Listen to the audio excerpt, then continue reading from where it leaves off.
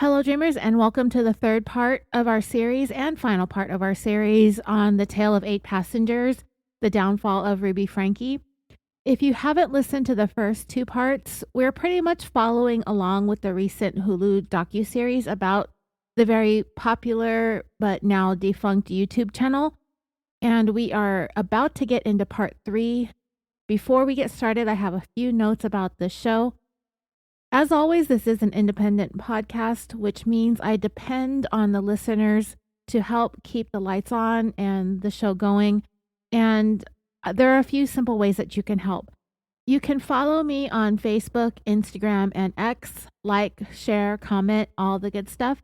You can recommend the show in true crime forums and discussion groups. And if you happen to have a couple of spare dollars a month, you can become a subscriber on Patreon, where you can gain access to dozens of episodes that you won't hear anywhere else. They're episodes just like the free show, starts at just $1 a month, and everybody who is a paid subscriber gets to listen.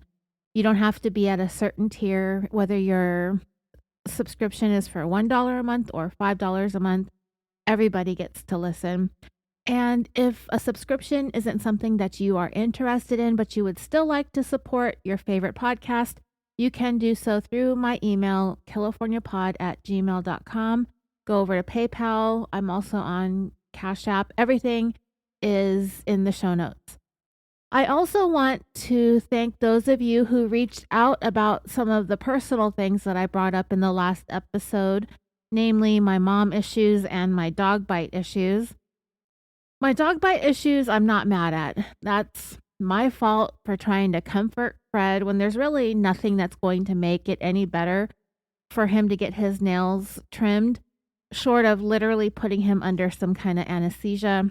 The sedatives help, but it's still a lot of drama. And listener Ashley, who messaged me or sent me an email, I got that. You're so cute. I want to let you know, I'll let you know what we ultimately try to do. We've contemplated a couple of things. It's just really hard with him. My other 2 dogs, they regularly scratch at the ground or the carpeting or the sofa, their beds and the blankets. But Fred, he is not really one to do those types of dog behaviors. I think it's because he thinks he's a person. But I want to thank you, all of you, everyone who commented and reached out about my dog bite. I had no idea how much an animal bite can really mess you up, but yeah, 10 days of antibiotics. Thanks, Fred. One last thing before we get started, I have to provide you with this warning. This episode may contain graphic details involving extremely severe child abuse. I know it's been kind of triggering for me, so I imagine there's a lot of you out there that might be experiencing the same thing. And I feel very fortunate to be able to vent to you listening about some of the things that pop up in my memories when I go through some of the trauma that these kids experienced. The focus of these episodes are meant to discuss how exactly this story evolved over the course of 6 or 7 years into what we became aware of when the story broke in August of 2023.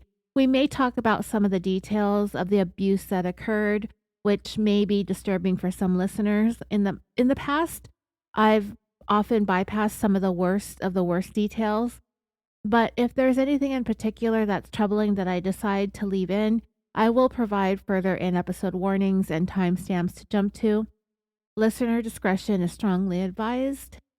All right, let's get on with the final part of our series on Ruby Franke and 8 passengers.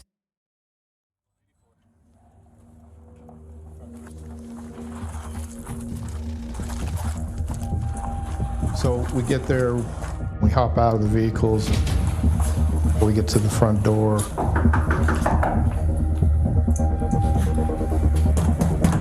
Police officers, open up! She finally answered the door. Jodi, I need you to step out. I have my attorney. That's great. Step out of the house. When she answered, she had a phone in her hand. Whoa! Where's this guy's officer? Just have a seat right there for me. Do you have a search warrant? I'll explain it after this. We were able to enter Jodi's house due to the exigent circumstances that surrounded us finding R. For exigent circumstances, this is a life-saving effort. The officers entered the home and began clearing the house. Police officers, anybody home? Looking for the other children. Clear. Yep. Police, anybody home? As we get into the third part of the Hulu documentary Devil in the Family, I opened up this episode with what they opened up with. That distinctive police knock at Jodi Hildebrandt's front door. The officers order her to open the door. Jodi finally shows up with her attorney on her phone. She doesn't seem to have any idea that R had escaped from the home because she thinks her rights protecting her from unlawful search and seizure are still in effect. One of the officers tells her that she needs to step out of the house. She tries to tell him that she has her attorney, motioning to her phone, but all he says is, "That's great, step out of the house." Jodi attempted to refuse to step out, but they went ahead and pushed the door the rest of the way open, ordering her once again to step out of the house while Jodi starts to resist, and she says, "Whoa, whoa, whoa, whoa, whoa, whoa, whoa, whoa." It's very much like Pam Hupp did when she was on the stand at that, you remember when she was testifying? I think it was the trial where she was being sued by Betsy Faria's two daughters for the life insurance policy that she collected on. They were starting to say something to her. They were asking her a question, and she waves her hands around, and she's like, "Whoa, whoa, whoa, whoa, whoa, whoa, whoa, whoa, whoa, whoa, whoa, whoa." She was worse than Jodi, but whatever the case, whether you're in court or confronted by police, whoa-whoa-whoaing them is probably never going to help your situation. The police end up just grabbing Jodi by the arm and forcibly escorting her out of the house as they tell her and ask her, "We're just going to see if anybody's in the house. Is anybody else home?"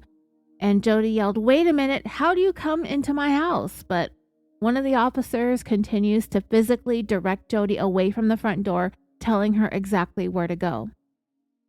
We then cut back to Kevin's interview as the documentarian said, "We should probably talk about what Ruby and Jodi did to the kids after you moved out, if that's okay." Kevin really didn't say anything. He cast his eyes downward and just slowly shook his head side to side. We then roll back a year in time, back in Springville where the Frankes resided at the time. Ruby has her camera set up in the living room. She's wearing like a kimono-ish looking robe or something. She walks away from the camera but is staring at it to make sure she's capturing what she wants to capture. She walks over to the fireplace mantle and picks up a large bell and starts ringing it before saying anything. She sets the bell back down on the mantle just before the camera pans over to the top of the staircase. We then see all the kids waiting there, all standing at the top landing, and all of this is really appearing to be a moment that's totally rehearsed, totally set up, totally staged by Ruby. Ruby wants this to appear like it's some sort of military-style bugle wake-up call. She picked up the bell, she looked into the camera, and then glanced up to the top of the staircase as she rang the bell and set it back down. Ruby then has the phone or the camera in her hand, and as it cuts to being pointed to the top of the stairs, the kids are literally standing at the top waiting for their cue. We then hear Ruby say, "Okay, come down." They then start making their slow descent down the stairs while Ruby orders them to keep coming. It appears to be the 4 youngest Franke children. Their faces are blurred out in the documentary. I can't be 100% certain, but it does look like they're lined up by age with the youngest coming down the stairs first. They're all wrapped in blankets, and I mean, like, really? Show me a family of 4 or 5 or 6 kids, any number of kids really, honestly, where they wake up to the sound of a bell ringing downstairs and they get up almost immediately. They line up smallest to tallest, all wrapped up in their blankets still, and then they wait at the top landing for mom to give the order to come down. I've never been able to get one kid to cooperate on any level first thing in the morning, which kind of brings me back to the point that I've been making throughout this series regarding these reality, not reality type shows, you know? There's literally nothing about what is happening at the beginning of this third part of the Hulu series that I find at all interesting. If anything, I find the whole ringing of the bell and the military style march down the stairs completely stupid. I'd rather see a real mom throwing together breakfast in the kitchen and then yelling from the bottom of the stairs for everybody to get their butts into a seat for breakfast if they want to eat, and then go off and hide for as long as I can until I absolutely have to start my day. This whole setup just really sucks. The older kids are gone. They were the main draw of the show.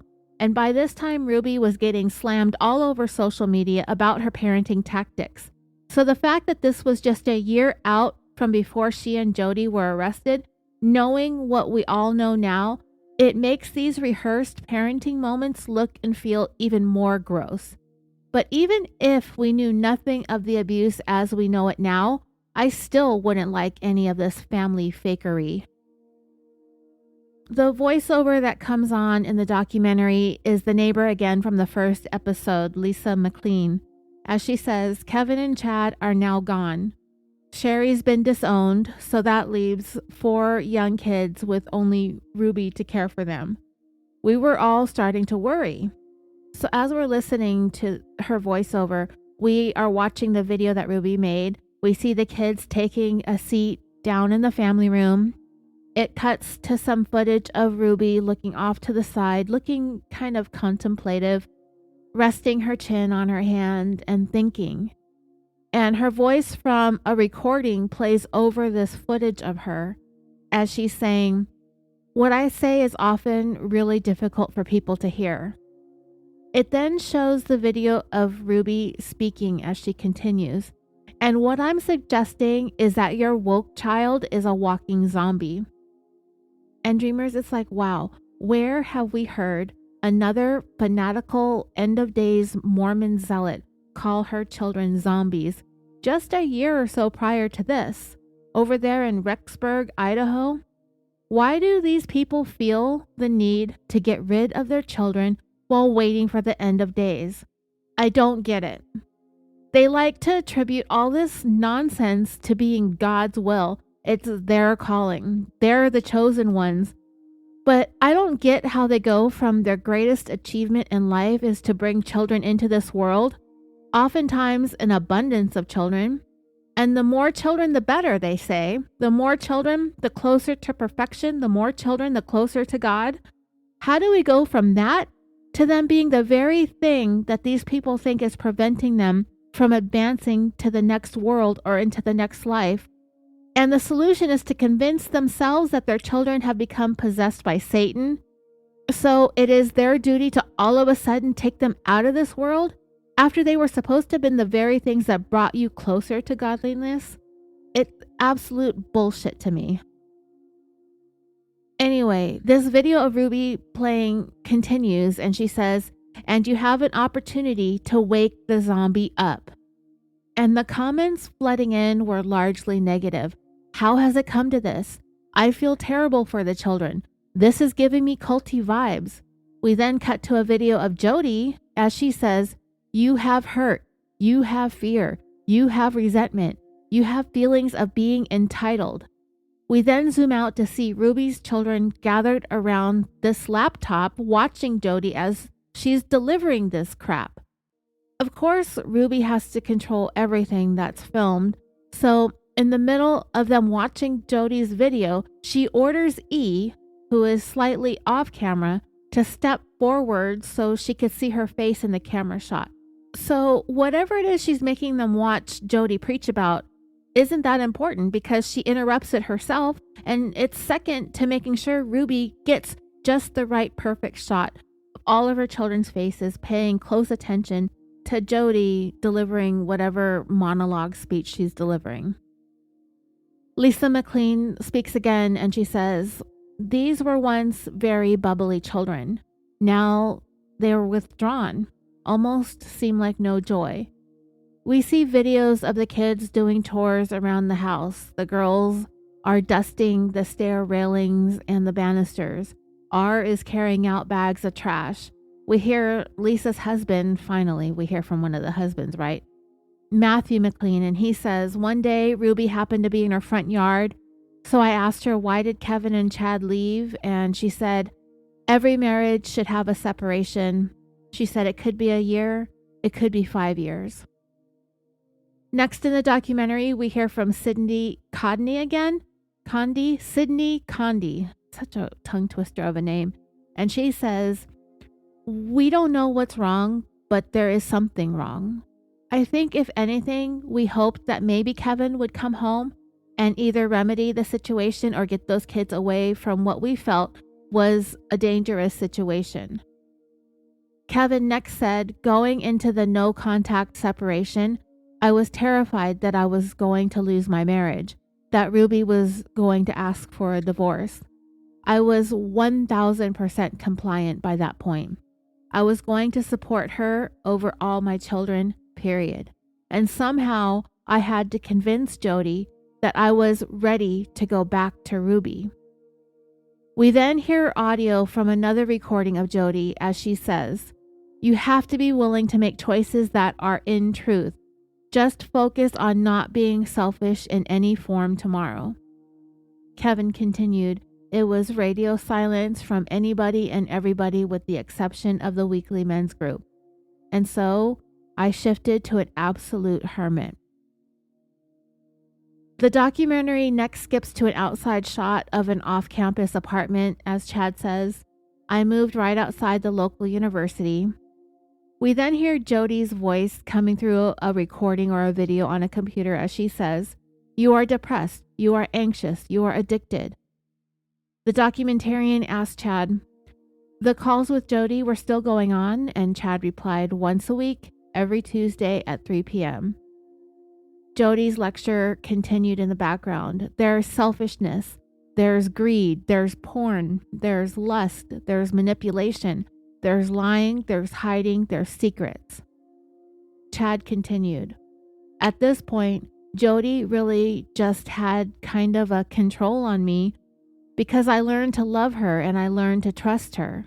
All I really wanted that whole time moving out was to make my mom and Jodi proud and to really show that I was changing. We then hear from Sherry as she says, after about a month, I texted Kevin from college, just saying I love you and I miss you, and I saw that he hearted the message, and then a minute later he unhearted it. I just said, what are you doing? Pull your head out of your ass and come back. And I think I got blocked after that, so I stopped sending text messages. We next hear the documentarian ask of Kevin, why didn't you stand up and say this is nonsense? You know what I mean? And Kevin replied, I know. And I dwell on that question. It eats me alive. Lisa McLean next says, it was very clear that Kevin's really not coming back. And I was really uncomfortable with every new video that was coming out. It was getting worse and worse. Very harsh and just no compassion. The documentary cuts to a video of Ruby and Jodi sitting next to each other on a sofa, recording themselves having this conversation. Ruby says, I love principals more than my child, and that is the truth.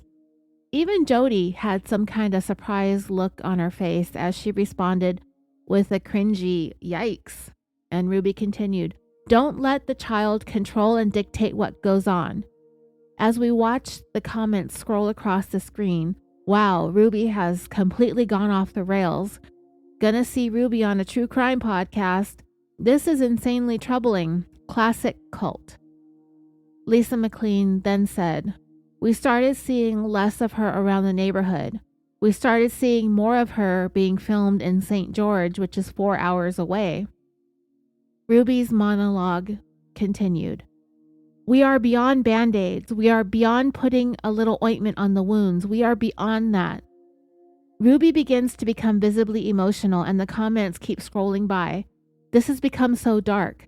Kevin needs to get his kids. I feel sick. That monster. Lisa McLean next said, It got to the point where Ruby's car seemed to be gone for days. These kids were home alone.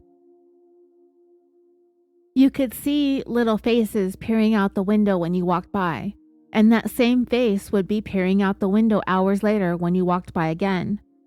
I'd ask her how she was doing, and she would just say, I'm kind of getting nervous, and I said, yeah, I can see why.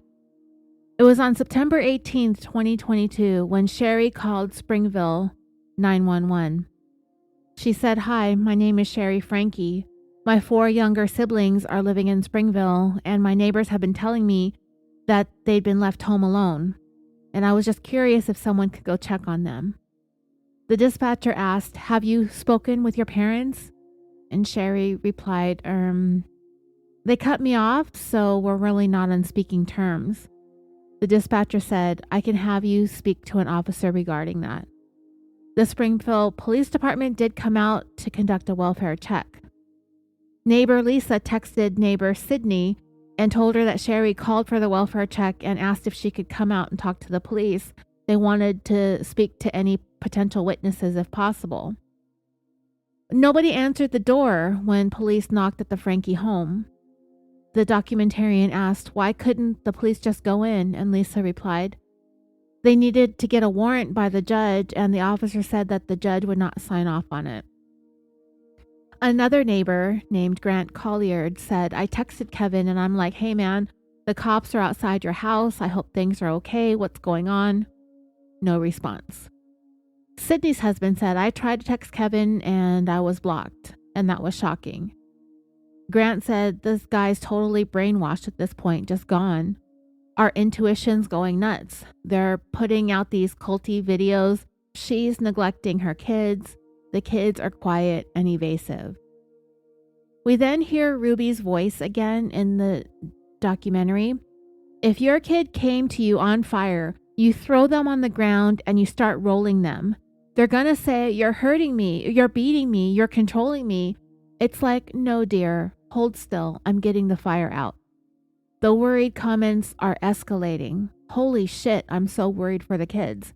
Get out of there now. Straight up child abuse. Can we report this to anyone? Neighbor Lisa said, there were so many of our neighbors that all contacted the Division of Child and Family Services. Another neighbor, Kristen Colliard, said, so I remember one conversation I had with a DCFS worker, and she asked me, well, do you see any signs of abuse? And I said, no, I don't see any signs of physical abuse. And she said they need to see some physical evidence for them to be able to step in. Sherry then said, I got a call from the caseworker who just said, I'm so sorry, we have to close this case. But she said, personally, I just want you to know, like, I'm really concerned, but there's like nothing we can do. Kristen then ominously says, and from that point on, I never saw the kids play outside again. Grant followed up and said, never. It was like lockdown. The documentary then plays more footage of Ruby speaking as she says, you need to get a surgical knife. You need to put the kid out and surgically go in and find the infection. Kristen, that neighbor, she then says, I realized I should have lied and told them that the kids were being harmed, and I could see it. I really regret not saying that. I didn't know. But yeah, I really wish I'd lied. And to tell you the truth, dreamers, I don't think it would have helped. And she could have gotten herself in trouble by lying to police. And it would be 10 months later when R cautiously walked up to his neighbor's Ring doorbell after successfully escaping from Jodi Hildebrandt's home, leading to that heartbreaking 911 call from that elderly neighbor, who he himself couldn't hold it together when he was trying to describe to the dispatcher what he was seeing. Emaciated, duct tape, wounds, hungry, thirsty, detained. Every time I watch that video, I get choked up. Interviewed for the documentary was Santa Clara Ivins Police Sergeant Nick Tobler. He said, I heard over the radio that there was a young boy that showed up at a house that had duct tape on his ankles and wrists. The documentary shows pictures of those bindings before they were removed from R. Up until I watched this Hulu documentary, I had only seen blurred out images, but the documentary showed the whole photo, and it looks terrible. I don't know how these women could even bring themselves to do something like this to a child, especially your own child, for Ruby. Those wounds look so painful, and I remember the first responder saying that they could smell the rotting flesh. There's duct tape around all 4 of R's extremities, but underneath the duct tape, there's a layer of plastic wrap. And when you can clearly see that these wounds are bloodied and festering, you could see it through the saran wrap, the plastic wrap. I mean, there's so much moisture and redness underneath, and I guess the plastic wrap was meant to prevent direct contact between the duct tape and our skin, but also they put a dressing on his wounds, and I'll tell you about that a little bit later. I guess all of this is to prevent injuries and wounds from being handcuffed and shackled to weights. Yeah, that's the logic that these women were using, that these steel restraints cause injuries, bruises, redness, and swelling, right? So to prevent the steel from having direct contact with the skin, we'll just put a layer of duct tape, because when I want to protect my skin, duct tape's the first thing I think of, right? But it's summertime and they're sweaty, it's hot, and the person's skin will only get more and more irritated, and it makes it difficult for the tape to actually stick. So these geniuses come up with the idea to make it so the skin underneath the tape and the shackles absolutely cannot breathe by wrapping plastic wrap around them. So yeah, basically they're marinating this child's wounds. Anyway, Sergeant Tobler continued. The ambulance was already there, backed into the driveway. So I grabbed my camera out of the back and I went into the ambulance to take a few pictures before they took off. At this point in the documentary, they're showing some footage of the officer who was taking video footage with his camera. I don't think he might have been taking some pictures and some video clips of R laying on a gurney inside the ambulance as he's telling R that he's going to take a few pictures, if that's all right, if he's okay with that. We then hear from the female officer who was at the scene amongst the first responders, but it was also one of the officer who attempted to question Ruby Franke when they got down to the police station. She was interviewed for the documentary as well, and her name is Detective Jessica Bate. And she said, "I'd say my first impression was just how extremely emaciated he was. Just nothing but skin and bones. And I just recall being able to see the tendons on the upper part of his ankle in that Achilles tendon area, front and back." They work on removing the duct tape and plastic wrap bindings, and while these images are blurred, you can see that R is in bad shape. His feet and ankles are probably in so much pain. They have absorbent pads underneath his legs on the gurney, and those absorbent pads are bloodied. And I mean, I can only begin to imagine how much pain this child had been in. And I told you about a week and a half ago as I wrote this, now it's been a couple weeks, as I was writing my notes for this episode, that Fred bit my left arm while he was getting his nails trimmed, and it ended up becoming infected. It was really painful. My wrist was swollen. That whole area around the puncture wound was turning red, and it was spreading through my arms. And the area of my arm was hot to the touch and throbbing. And I've never had an animal bite infection, so when I Googled this mess on my arm, I needed antibiotics. And, I kind of have to work on keeping my own dog bite wound clean and drained, and I've been such a little bitch about it this whole week. And just looking at the images now of R, I feel even more sheepish that I wanted to be so complaining about the discomfort with typing or resting my wrist on my keyboard or my desk. If nothing else, looking at what these children were made to endure, I'm going to have to seriously shut the fuck up about my dog bite. 10 days of antibiotics. Once again, thank you, Fred. Anyway, the interviewer in the documentary asked Detective Bate if she had ever seen anything like she was seeing there with R before, and she very quickly replied no. As they're showing footage of R laying in the ambulance, and I remember seeing this last spring when 2020 did their special on this case, how R was laying there and he looked so stiff and so unable to relax and uncomfortable. But at the same time, we know that he must have been completely and totally relieved to be laying there surrounded by people who wanted nothing more than to make him stop hurting and to feel safe. Detective Bates said that he had been tied up and that he had handcuffs on him.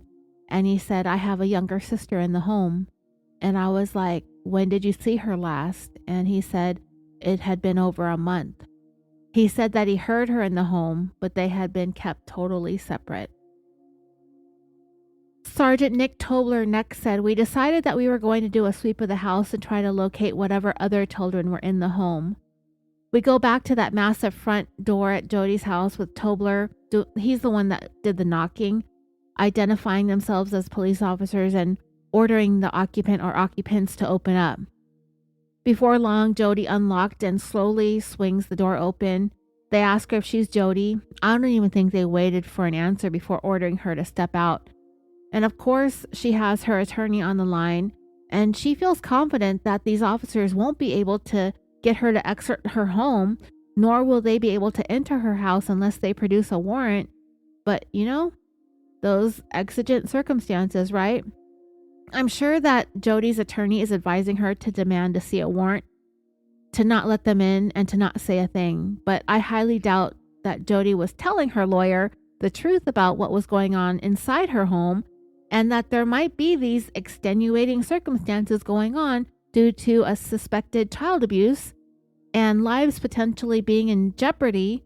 So when the attorney hears these officers inform Jodi that they're entering without a warrant based on information that has elevated this to them being able to make entry without a warrant, Jodi's attorney is probably thinking, what the hell has my client done now? Sergeant Tobler is the one who responded, that's great, step out of the house, when Jodi said that she had her attorney. That's great. She attempted to refuse, but only got told again, and then got physically removed out of the house. Jodi asked them 3 times after that she would not step out of the house. She said, wait a minute, how do you come to my house?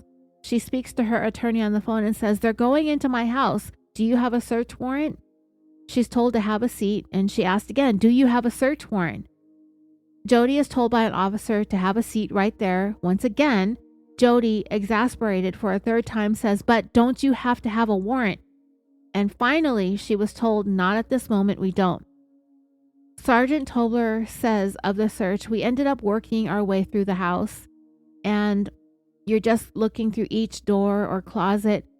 You go downstairs and there's like a basement that's all concrete walls, concrete floors, concrete ceiling. We found what looked like to be a safe that could have been just a safe for guns or a safe room. And Dreamers, they actually show the safe, and it's a safe door that's built into the wall. It's not like one of those freestanding tall like gun safes or anything. It's the safe door is actually in the wall, and it's big enough. I mean, it's not the size of a regular door, but it's big enough to walk through.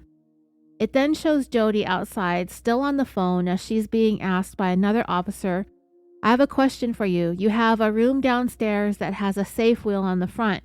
How do we get access to that to ensure that there's no one else inside this home? Jodi replied, I don't know if I have the code. And I'm like, yeah, the fuck you don't. And the officer said, is it a panic room or a room where? And Jodi cut him off and said, it's a room with a toilet and a sink. And Dreamers, when I heard that, and I was kind of thinking, oh, okay, kind of like a jail cell, because that's totally necessary and normal in an everyday home in Utah, right? And the officer, incredulous, said, a toilet and a sink, and you don't know the code. And she replied, I haven't used it. Sergeant Tobler next said, coming upstairs, we went into one room that had an attached bathroom and an attached closet. I cleared the bedroom, and then Sergeant Hallman cleared the bathroom, and I heard him talk to somebody. So in the documentary, what I think we're seeing is footage from one of the officer's body cams, and that officer is holding his gun. It might be a camera that he has on him. It might be his body cam. I don't know. I think it's Tobler's body cam, or the camera that he grabbed out of his patrol car. One of those. This whole thing is being filmed, the search of the house. The officer in front of him looks into the closet and says, I'm a police officer. And Sergeant Tobler said, hey, you okay? I'm Sergeant Tobler. What's your name? The camera comes around the corner and shows us blurred images of a child sitting crisscross applesauce on the floor of the closet. Tobler said, the girl looked like a young boy sitting there, shaved head, real skinny, didn't talk to us, kind of looked scared to me. Dreamers, this turned out to be E, the youngest of the Franke's kids. She was 2 days away from her 10th birthday, and her head is indeed shaved. It's one of the things that Ruby did write about in that journal of hers that we're going to go over in a little bit. The camera is pointed towards the ground, and we can see a small portion of E's knee in the bottom corner of the frame as Tobler asked, you doing okay? You scared? Yeah. E might be slightly nodding, but she is definitely breathing heavily. We can see her chest and shoulders rise and fall. And Tobler said to her, I'm not here to hurt you. I just want to make sure you're okay. And I get it if you're scared. I would be too. In his interview in the documentary, Tobler continued, I've seen 2 children at this point, young children in a bad situation, and it's hard not to personalize it. I was kind of getting a little choked up, so Sergeant Hallman continued to clear the room, and I said, I'm just going to sit here. What kind of person does this to children? From there, we're brought back to Sherry's interview as the documentarian asked, how did that day begin for you? Sherry replied, I don't even remember. I don't remember a lot of that day. It was just a blur. We then hear Kevin again. I had no communication with the family in over a year. My phone started ringing and I looked at it. We are then shown an image of a phone screen with the words incoming call, and below that, the name Ruby with the heart emoji next to it. It was Ruby and then the heart emoji. She was calling me out of the blue. So I answered it. I was so emotional. For the first time in a year, I was having a conversation with the woman that I loved, with my wife. She was talking to me again. She was in a panic and she said, I have some explaining to do. Then she started to share with me that the 2 younger children were demonically possessed. Of course, dreamers, this woman is blaming demons. This woman, their mother in charge of their care, is literally blaming them for being starved and injured. It's their fault for being possessed by demons. Kevin continued, I remember asking, well, how do you know? And she said, well, they've confessed to it. And one of the younger kids, he'd gotten out. He'd gotten to the police, and she said, I can only imagine the lies he's telling the police right now. You need to go pick up our children from the police station. This is your chance to redeem yourself. I was going to go get those kids, and I was going to bring them back home. Meanwhile, back at Jodi's house, we see more footage from the officers still milling in and around the house. As Detective Bates says, the only place that hadn't been accounted for was the safe room downstairs. So our lieutenant went to the code and just kind of messed around with it, and he's like, I'm going to try 1, 2, 3, 4, 5, 6, and then click, it opens. That's when we found rope and handcuffs in the bottom drawer, gauze like the medical dressing for wounds, and the documentary shows images being taken of some bathroom trash cans filled to the top with discarded, used, bloody gauze. And then it cuts to video footage of the bathroom counter. And there's this Rubbermaid Tupperware container with no lid. And there's a utensil sticking out of it with some red substance at the bottom and red residue all around the sides of the container. And of this Tupperware, Detective Bates said, he mentioned like a cayenne pepper and honey paste, which was used to put on his wounds. And there is a length of rope on the bathroom counter next to this mixture. And then we're shown a still image of the container from above. And yeah, there's this red paste with the spoon in it right next to that piece of rope. And that rope had a couple of knots in it. And then we're shown a picture of a stack of what looks like 4 rolls of duct tape. And next to the duct tape is an industrial strength non-aerosol spray bottle. And it says on the side of the spray bottle that it's bleach resistant. So it's a brand of spray bottle that can be used for harsher household chemicals, I guess. There's duct tape with some writing on the spray bottle to identify what's in it, but I can't make out what that writing says because I am curious as to what those ladies put in this industrial strength spray bottle. Could be just cleaning, but it doesn't really seem like these ladies do any kind of cleaning, to be honest. Detective Bate continued, at that point, we still had 2 outstanding girls. It was the 2 middle children. We didn't know where they were. We had other agencies throughout the state looking for them. We next see officers at the front door of the Franke's house in Springville, calling her name, identifying themselves as the Springville police, ordering her to open the door. They end up taking a battering ram to the door and forcing their way in, but it turned out to be nobody there. As Detective Bates says, we had local police search the Franke home, but no one was there. It was empty.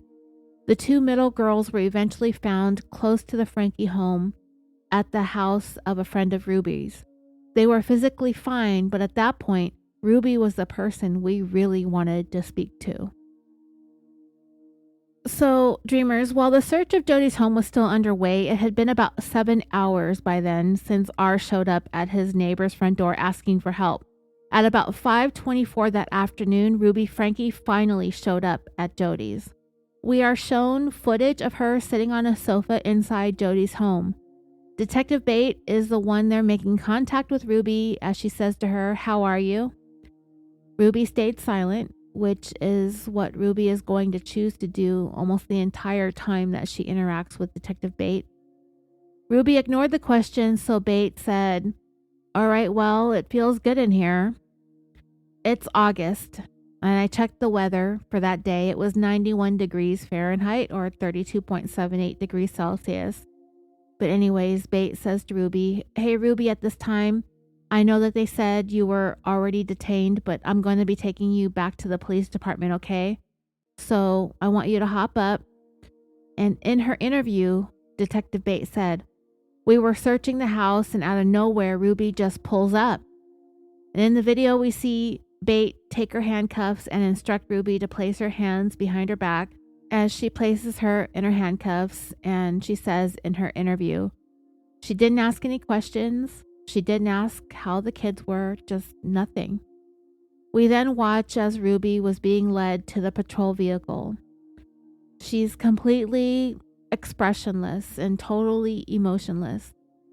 If anyone was acting like a zombie, it would be Ruby Franke, frankly. Kevin arrived at the Ivins police department, and we next in the documentary see the outside of the police station. As Kevin says, "I went straight to the Ivins police department and I walked right up to the receptionist and I said, 'I'm Kevin Franke and I'm here to pick up my 2 children. I understand that they're here waiting for me.' And she said, okay. A couple of officers, they have your children. They want to speak to you about some things." It next cuts to Kevin sitting across from Detective Bate as she says to him, "Just to let you know, I'm going to read you your Miranda rights before we start. We're just gonna kind of ask you a few questions about your involvement." Kevin said in his interview, "I just remember thinking, I just want my kids and I want to go." The interviewer asked, "So you really thought you would just pick them up?" And Kevin replied, yeah. It cuts back to him sitting in the police station as Detective Bates says, "How many kids do you have, Kevin?" He replied, "I have 6 kids." Detective Bates asked, "So are they all living with you?" Kevin replied, "No, I haven't seen them for over a year." Detective Bates asked, "Any of them?" Kevin replied, "No." In her interview, Detective Bates said, "I just remember thinking, like, this is crazy for a dad to have not seen his kids in over a year." And Kevin, he looks very confused, at this this interview at the police station. He's not being interrogated, but I still don't think they know really what to make of Kevin. And I do remember thinking, yeah, it's weird that he would just up and leave all of his kids just because he was told to do so by his wife. And I used to think that he could not have known how bad things had been for R&E. I mean, in terms of the abuse and the neglect and the torture that they had to endure because nobody was around to see it or stop it. But then after watching this documentary, I wonder what Kevin would have done if he had not been invited, quote unquote, invited to leave the home. Would he have protected his kids, or would he have accepted what Ruby and Jodi were doing? Would he have agreed that R&E were demonically possessed and gone along with these women's brand of discipline? A year ago, I would have been like, no way. He would have never allowed this abuse to go on the way that it did. In fact, I figured that's the reason why Jodi and Ruby got rid of him, in order to run the home and the discipline of the children as they saw fit, knowing that they wouldn't be able to get away with it if Kevin were around. So they gaslit him into thinking that he was part of the problem. He was bringing evil into the home and into Jodi herself as a direct result of his lustful, indulgent, and sexually explicit materials. And him and Chad were both to blame, apparently. Their behavior was the cause of all the evil and darkness that fell upon the home, so they had to go. And that left R as the only male in the home, which is probably why he bore the brunt of the abuse. And R just wasn't going to put up with it. Just as Chad had rebelled for a while until they got Jodi to straighten him out, R was doing the same thing, but he wasn't having it. He wasn't complying, and this is what led to him being chained up, restrained, prevented from being able to leave. But I've said it before, when people are in a situation like this, and I think I said it sometime during the Sherry Papini series, when someone is being held against their will, no matter how long it has been, whether it's been a few hours or a few months, even a few years, we know that the only thing the person or persons being held captive is doing is thinking about the ways and opportunities to escape. You would think that it's really something that the person being held captive quietly and privately and constantly thinks about. But here in this situation, it appears like R made no secret of the fact that he wanted to get away, so they had to shackle him and watch him at all times. Anyway, Kevin said in his interview, "I was very suspicious. I was nervous. I was terrified because in my mind, they were the wolves waiting to tear my family apart." An officer in the interrogation room asked Kevin a pointed question. I believe it's Sergeant Nick Tobler. I'm not sure though, because he's off camera. He said, "How did you find out that you needed to come here to 55 North Main Street?" Kevin replied, "I received a message that I needed to come and pick up my kids from the police department in Ivins." Detective Bates asked, "And who was that message from?" Kevin replied, "Well, I'd prefer to not say right now." The documentarian then asked Kevin, "Why did you not tell them who had called you?" Kevin replied, "I was afraid to do anything that would point them towards Ruby." Why? Because I was trying to protect her. We then cut back to Kevin sitting in the interrogation room as the officer off camera said, "Sometime before 11 o'clock today, we received a phone call from 911 that a 12 to 13-year-old boy was knocking on doors in the neighborhood asking for food and water. He was severely emaciated, that he had," and Kevin cut the officer off and asked, "What does emaciated mean?" The officer replied, skinny, scrawny, malnutritioned, not enough food, not enough water to sustain life. Kevin looked genuinely stunned as he said, I'm sorry, what? The officer replied he had duct tape on his extremities, on his hands, on his ankles, and those were covered in rope burns that were used to tie him down. Kevin said in his interview, I couldn't comprehend it. I couldn't understand it. It didn't make sense to me. I truly believed they were lying to me. They even offered to show me some pictures and I refused. The interviewer asked Kevin why. And to me, dreamers, the reason is because Kevin is a cowardly chicken shit. His kids had to live it and he couldn't even bring himself to see for himself. Absolute coward. When the documentarian asked him why he didn't want to see the pictures, Kevin replied, because I didn't want to be manipulated. Yeah, okay, dude.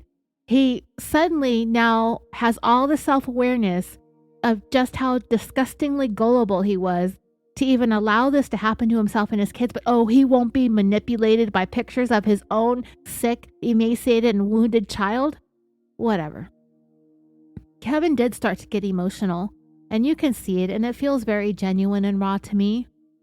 I can understand his complete shock and disbelief as he's sitting there in the police station, hearing about all of this for the first time. But for most of us, that would wear off if we were made to sit there and listen to the details of what our child had gone through. The shock would begin to wear off as the reality of what we were hearing begins to sink in. And he says to the officers, you realize that I have a picture of my family on my wall and I look at it every day.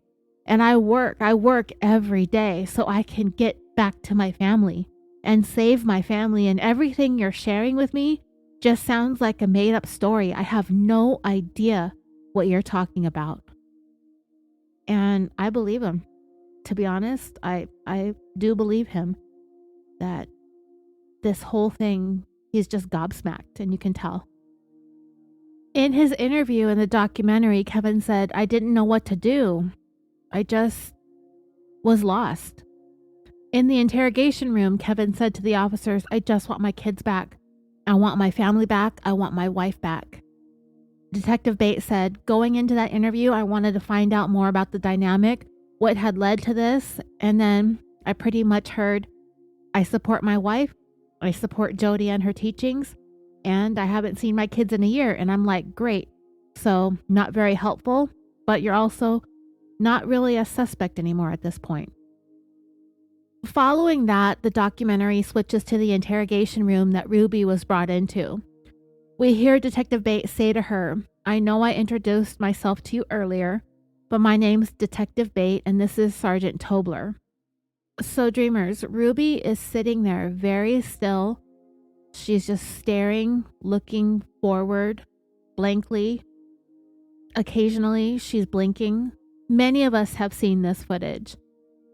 And I'm sure Ruby is just as surprised. Her mind is racing and she's just thinking probably about all the things that are being discovered at Jodi Hildebrandt's home right in those moments. And it's kind of crazy that she thought Kevin would just be able to waltz into the police station and pick up his kids like they've been at summer camp or something. Ruby had to have been knowing in that moment as she's sitting there that everything was being uncovered and discovered. Everything that they did, the poor condition of the children, and all the torture implements that were found behind that safe door. Ruby Franke looks every bit the evil witch that she is in this footage. Detective Bates continued, we're just here to talk to you about kind of a few things involving your kids. Do you live down here or... And then she paused. Ruby continued to stare blankly at the officers, blinking on occasion. In her interview, Detective Bates said, she said nothing, wouldn't give me anything, just like the long blinks. And then she said to Ruby, do you want to talk to me about where you live or how many kids you have? Bate in her interview said, "I just remember thinking this is the most awkward interview of my life." Then she said to Ruby, "I can wait all day, so it's up to you if you want to talk to us about what's going on." Ruby then turned her head slightly to her right, I think to glance over at Sergeant Tobler. She then moved her stare back to Detective Bate until she finally said, "I'll wait till I have a lawyer." Detective Bate said, "Okay." We next cut to Detective Bates' interview with Jodi at around 7:55 p.m. that same evening, as she asked Jodi, "So if you kind of want to share a little bit about yourself and what brought you down here?" Jodi replied, "So I trust my attorney. He said don't say anything, and I said I have nothing to hide." "Oh, yeah, you do, lady. You sure the hell do have plenty to hide. You got yourself a big-ass house to hide all your big-ass illegal culty activities. That's right. You've got all sorts of stuff hidden up and down 4 floors, 4 stories of that makeshift prison, you frumpy old quack. We see you now. We see all of you and everything that you got. And the kind of evil shit that you've been spewing for years, ruining people's marriages and lives. It's unbelievable that she was able to get away with what she was getting away with all that time, and people just fell for it." Anyway, Jodi says to the police officers, "I've got nothing to hide," and he's like, "I know that. Just let me be there when you talk. So you guys seem like nice people.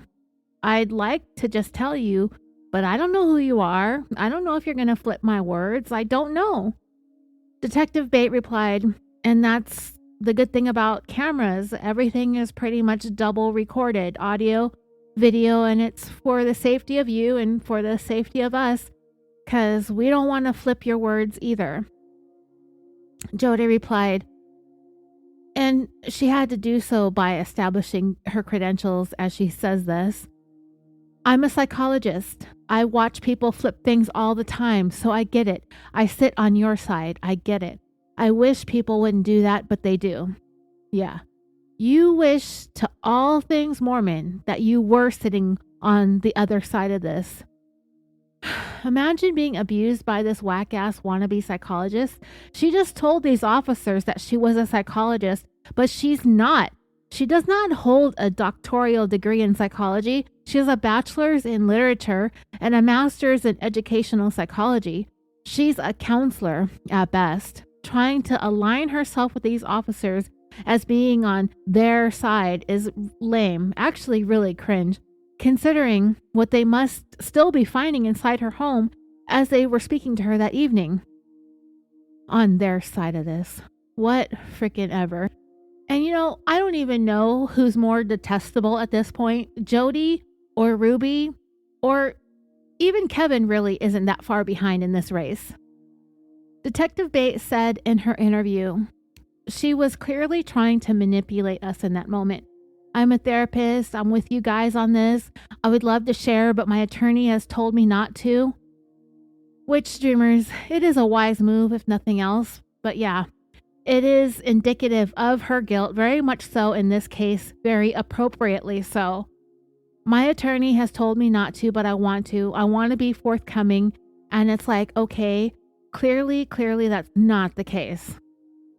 Next, we see some dialogue come up on the screen that says, "Ruby and Jodi are each charged with 6 counts of child abuse."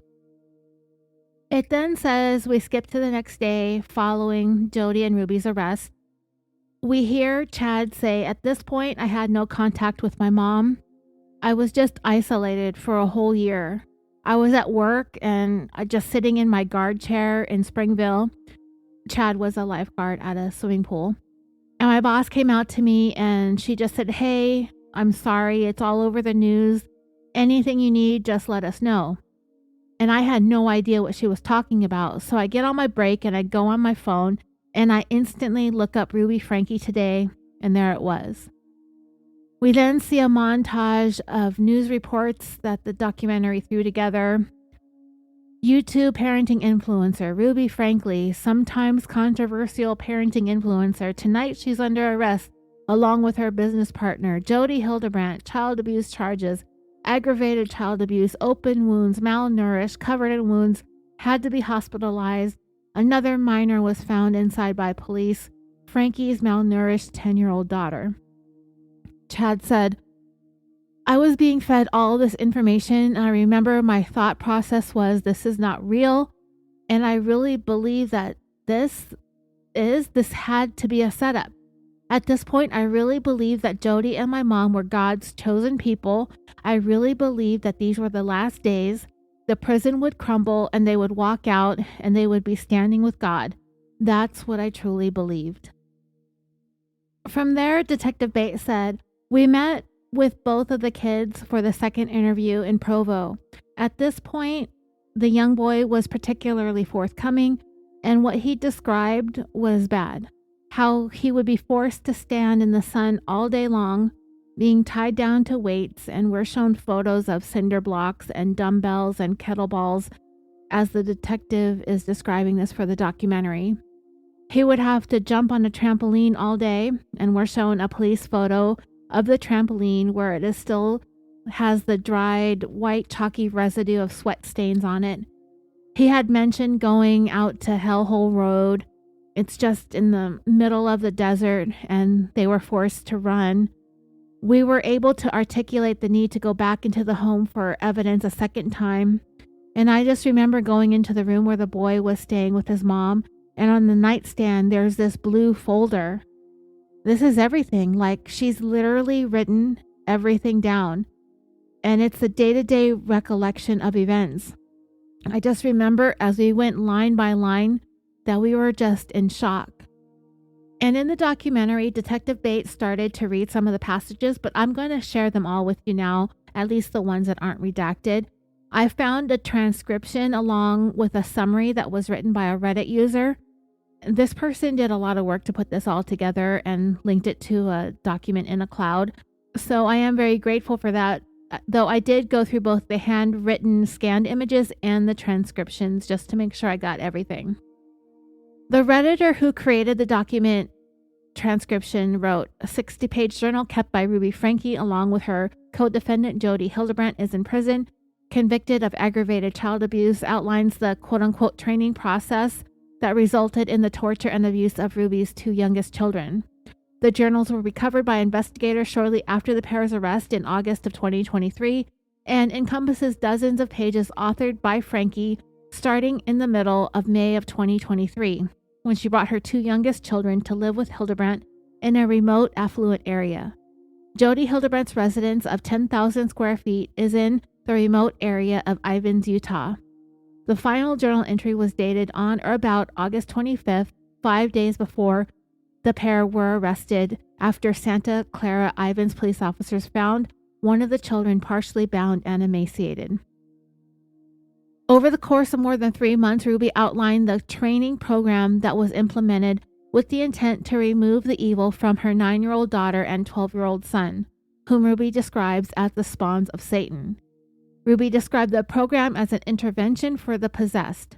Stripping down a child's world to the basics of beans and rice and hard work would be considered abuse, Ruby wrote, as it was necessary for the prideful demon-possessed child. In the writings, the program consisted of extended periods of exposure to the elements. One day in July, after the older child was forced to work for hours in the sun, Ruby took old mop water and poured it over the child. Also in July, both children were told to stand in the sun, since only demons stay in the shade. When the children refused to stand in the sun, Ruby used a cactus poker to force children back into the sun. I don't know what a cactus poker is, or if the actual poker is the cactus itself. I have no idea what Ruby is describing in her journal. But anyway, the extreme heat that the children were forcibly exposed to was not as hot as the heat in hell, Ruby wrote in her journal, telling her daughter that was where they would burn along with the rest of the wicked world. So she would tell the child, so either get used to it or start changing.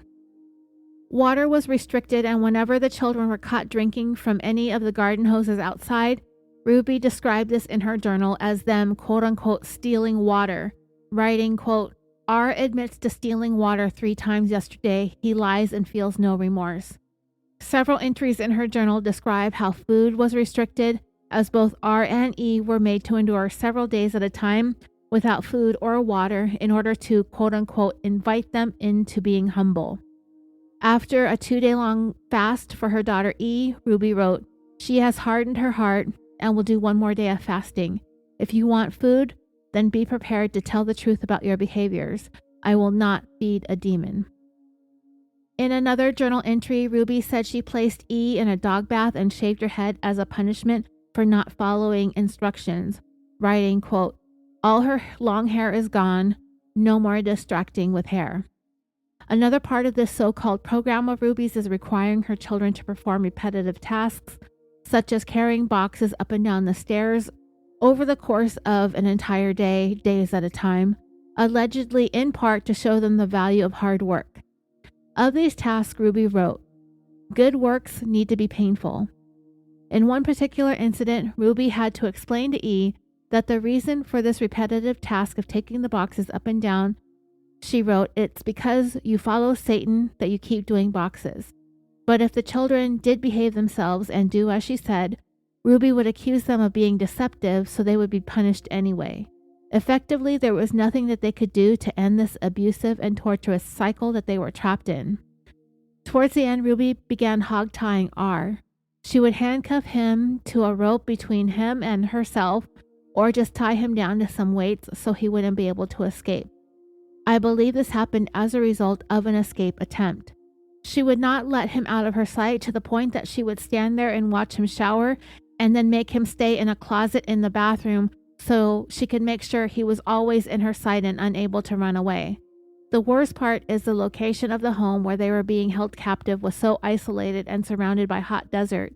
They would have been punished even worse if they had gotten caught, and also likely not have survived if they got away and were not found or rescued.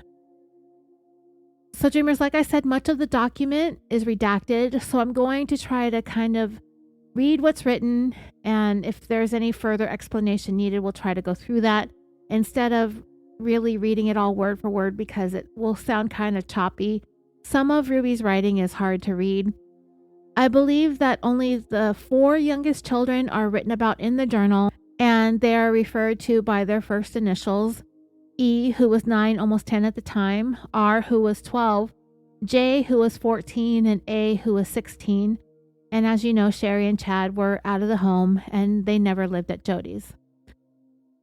The first whole page of the journal was redacted, completely blacked out.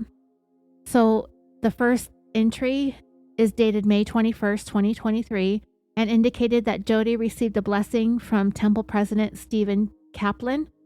It was the following day, May 22nd, 2023, that the 4 youngest of Ruby's kids come down to Ivins from their home in Springville, along with Ruby, to go to Jodi's home in order to help with some spring cleaning. That's what they're allegedly told. The next entry is from May 28th, 2023, and it says, quote, "Meet Jeremy Jaggi."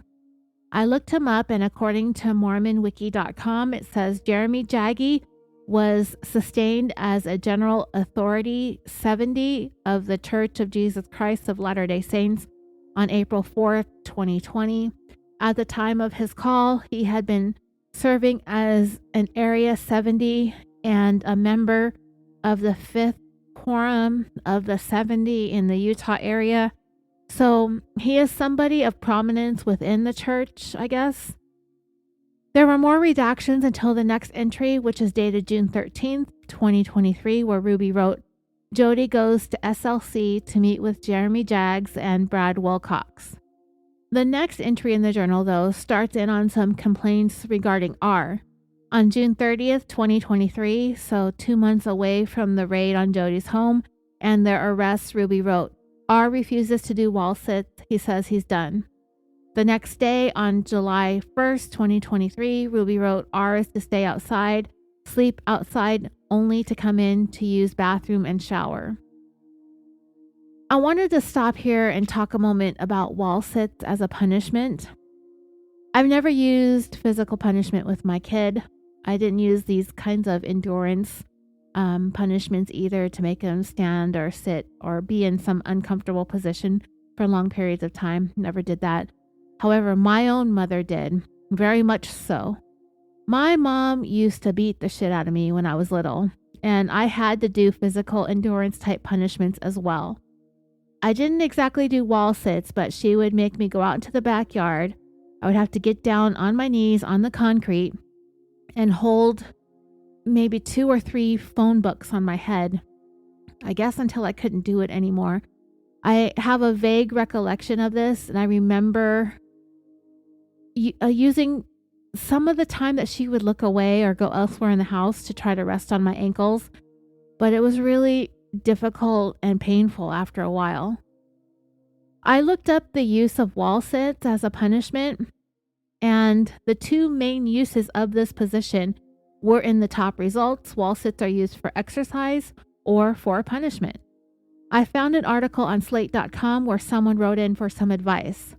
Slate apparently has a parenting advice column, and this is what the person asking for advice wrote. My brother has a bizarre form of punishment that he uses on his kids. He makes them do exercises, not like a few jumping jacks, but like 200 push-ups or 8 minutes of wall sits with no breaks. The kids will be crying by the time they're done, and often their muscles are too sore to play for a while afterwards. I think this is a form of abuse. I have tried to talk to my brother about it, but he insists it's within the range of normal discipline, and since I'm childless, I don't understand. What should I do? I have considered contacting child services, but other than this, my brother and his wife are generally good parents. I don't want them to lose custody of their kids. Please help. The advice columnist replied, "You're right. Your brother is physically abusing the kids. It is not, quote unquote, normal discipline to do anything that causes kids so much physical pain that they cry and have lasting injuries. While I understand that your brother and his wife could seem like good parents otherwise, this practice undermines that totally and makes me wonder what else is going on when you're not around. Being willing to routinely inflict pain on your kids isn't compatible with being a good parent in any sense that I understand. Some people aren't good parents. I'm sorry that your brother is one of those people. Whether or not your brother is such a bad parent that his kids would be better off without him, though, is a much trickier question than determining whether he's abusive. Rather than try to answer that nearly impossible question by yourself, do everything you can to let him know that this is abuse and it's unacceptable. If he has family members or friends whose opinions he values, let them know what's happening and get them involved. This will probably make him really mad at you, but your relationship with him is less important than protecting the kids.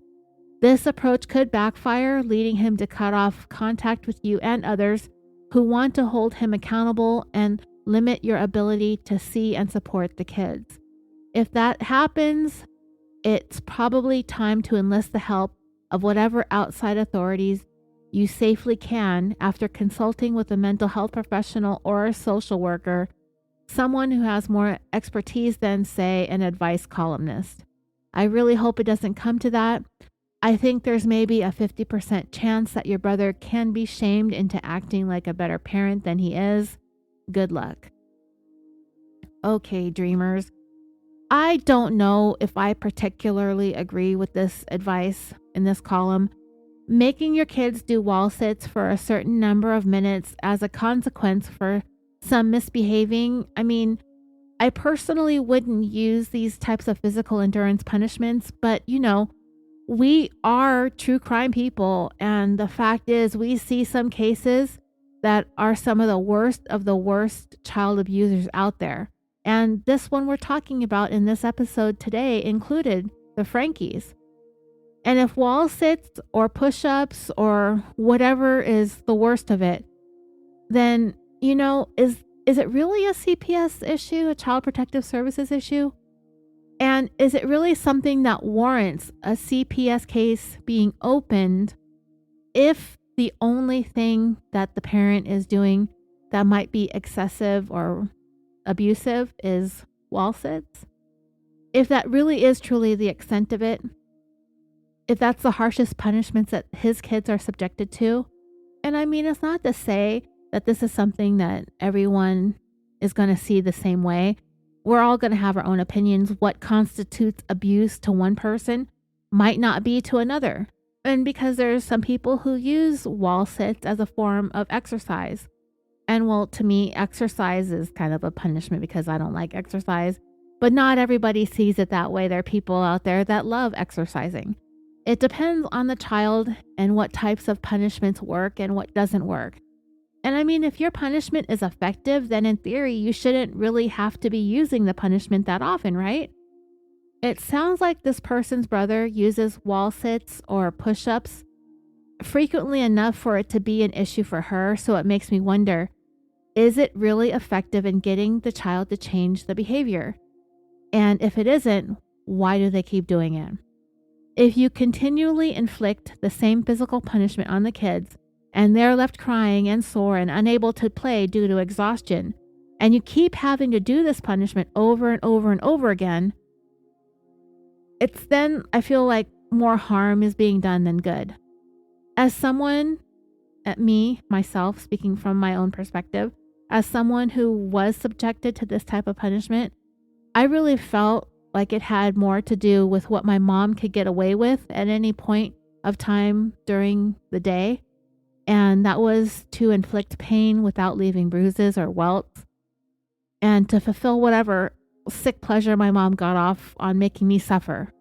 It only caused me pain and suffering and humiliation and embarrassment and fear and resentment and hatred. For me, it did more damage to how I felt about my mom, more so than it did to correct my behavior. And it really only made me behave worse. My only goals became to not get caught and to sneak and to hide and to lie.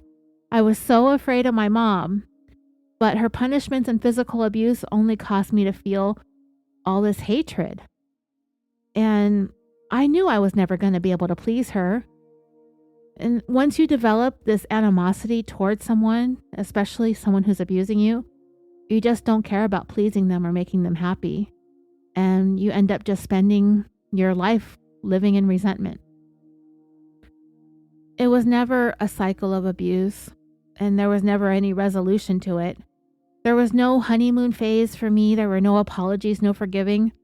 Not on my part, not on my mom's part. I would never apologize to her, and she would never apologize to me. It was only a matter of waiting for the next time.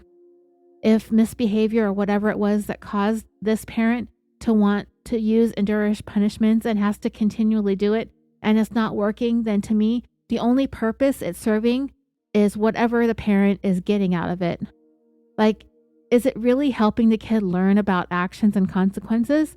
Or is it more for the parent who's angry and frustrated and needs an outlet? And for whatever reason, making your kid endure exercise punishments helps them to feel better. I don't know. Maybe I'm not the most objective person when it comes to this, but I've always felt like punishment also depends on the personality of the child. My daughter was pretty sensitive, so I really just had to kind of raise my voice and make threats to take stuff away, and that almost always worked. But you also have to understand that it's all perspective too. My daughter was witness to my mother's behavior towards me. Yeah, even well into my adulthood after I become a parent myself. Whenever my mother was mad, it would turn into an hours-long screaming match. As an adult, I could argue circles around my mom, and it finally got to the point where she would just pick something up nearby to throw at me, followed up with threats of disowning me, kicking me out when I lived with her. She was very restrictive and controlling, and I think I've mentioned that probably several times. And in part 2 of this series, I talked about the period of 8 months where I didn't speak to my mother. And all of that was first triggered by her trying to pry into my life and asking me questions about my personal life and my finances and just stuff that I would never, ever, ever in a million, billion, gajillion years want to share with her. And I finally had to just tell her to mind her own fucking business. And within a few days of that, she was putting padlocks on all the exterior gates of the home. that the entry points, she had deadbolts installed on all the doors where she only had the key to them. She literally locked me and my daughter inside the house while we lived there after we got home from work and school. My mom even started sleeping in the living room, and that's basically where she slept from 2018, pretty much until she died, so she could monitor and control the entire household to make sure nobody left, nobody came in, nobody used the kitchen. Yeah, I wasn't even allowed to use the kitchen or cook or buy groceries. I wasn't allowed to use the laundry machines. Not only did I go to the laundromat twice a week, my mom would leave her basket of clothes by the door, so I would have to take her stuff with me without even asking me. With a perfectly functioning washer and dryer set and a dedicated laundry room inside the home. So to me, getting back to the abuse, if a child is made to do wall sits and it corrects the behavior, and that's the worst punishment that these children get, and it works, I mean, it has to work, then I don't really necessarily think it rises to the level of becoming a case for Child Protective Services. But if this goes on and on and on and the behavior isn't getting better, what's going to end up happening is the punishments are going to have to escalate and elevate. And only then, perhaps, it would become a case for CPS. If the behavior isn't getting better, and speaking as a victim of an abusive mother, if it's not working, if it's not changing the way your child acts and the choices you're making, all that's happening is a tremendous amount of trauma is being delivered at an incremental pace over a long period of time, and I'm just not okay with that. But anyway, I apologize for the sidetrack. These abuse cases are more triggering than I realized, I guess. Anyway, after Ruby's entry about this thing with Jodi going to Salt Lake City and R refusing to do wall sits, she writes that he is going to be kept outside at all times except to go to the bathroom.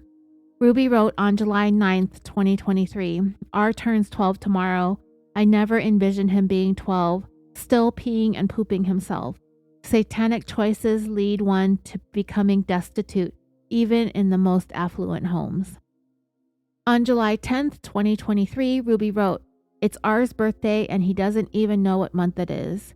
E and R have been in so much deviant behavior, they won't control their bodily functions. They are both furious that their selfish, sinful lifestyles are being intervened upon. I told R that he emulates a snake. He slithers and sneaks around looking for opportunities when no one is watching, and then he scurries. If he wants to emulate the Savior, he needs to be 100% obedient with exactness. No wandering, no hiding. I told R that he needs God. I invited him to fast and pray. R is out of control. R is in and out of possession. He is workable and calm for a bit, then angry and defiant the next. The only consistent thing is he lies. E is better behaved with Jodi. She likes to think she can still manipulate me. I gave her a pixie haircut. All her hair is gone. No more distracting with hair. R told me that he would rather have a glass of water than a mother. And to that, dreamers, I ask, did it ever occur to Ruby or to the other supposed mental health expert, Jodi, that perhaps the potty accidents have something to do with the trauma and the abuse? The more that they try to control E&R, the harder the pushback is going to be. And having accidents, poop and pee accidents, as she calls it, that's probably the last thing that ultimately the two younger children have that they do have control over. And they're probably doing it on purpose, not because they're possessed by anything. On July 11th, 2023, Ruby wrote, "Big day for evil. E manipulates me. She won't scream when Jodi is around, but with me she wails all night. E screamed and cried and would hit her head on the tile floor. Today, Jodi confronted her. E admits to putting on a show for her mother. E says she wants to be pitiful. R was told to stand in the sun with his sun hat. He is defiant. I tell him a couple more times. R or I should say his demon stays in the shade. I push R into the sun, but R comes back. I come back with a cactus poker, and when I poke his back to get his attention, R doesn't even flinch. I poke him on the neck. He is in a trance and doesn't appear to feel anything. Jodi slaps him on the cheeks to wake him up. The devil doesn't like it when you get your subject to agree to truth. R, do you know I love you? Yes, ma'am. R, do you know Jijo loves you? That's her nickname for Jodi, Jijo. Yes, ma'am. R, do you know the Savior loves you? Yes, ma'am. R wants out of his outcomes, and Dreamer's outcomes are the punishments for his evil actions, outcomes being synonymous to consequences. After our talk, R stays in the shade. I take my old mop water and I go to R. I show R the water, then I pour the water on R. It's hot outside. It feels good, doesn't it? Yes. An hour later, Jijo takes R on a little walk to the pool. She talks on how R has love twisted. If R feels that he likes something that someone does, he calls it love. If he doesn't, he thinks it's not loving. Jodi then pushed R into the pool. R swam to the side. Jodi pulled him out. Feel good? Refreshing? Yes, ma'am. I went out a couple of hours and asked if he wanted the pool again. Yes, ma'am. Will you let me push you in? R laughed and then tried not to act too excited. R cooled off and went back to his spot. I put my hands on his face. R, have you ever heard someone talk underwater?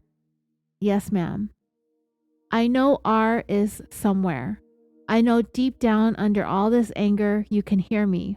It may sound like I'm underwater with you, but hear me, I love you. R got teary. Then I put my hand tightly over his nose and mouth. I am coming to you in this water and putting my hands on your nose/mouth. The devil lies and says I'm hurting you, abusing you. But R, what am I really doing? You're putting oxygen onto me to help me breathe. Yes, that's right. R looked like he wanted to beat me up this morning, and then he said he was intrigued and interested, and then 2 hours later he drinks water from the hose, steals water.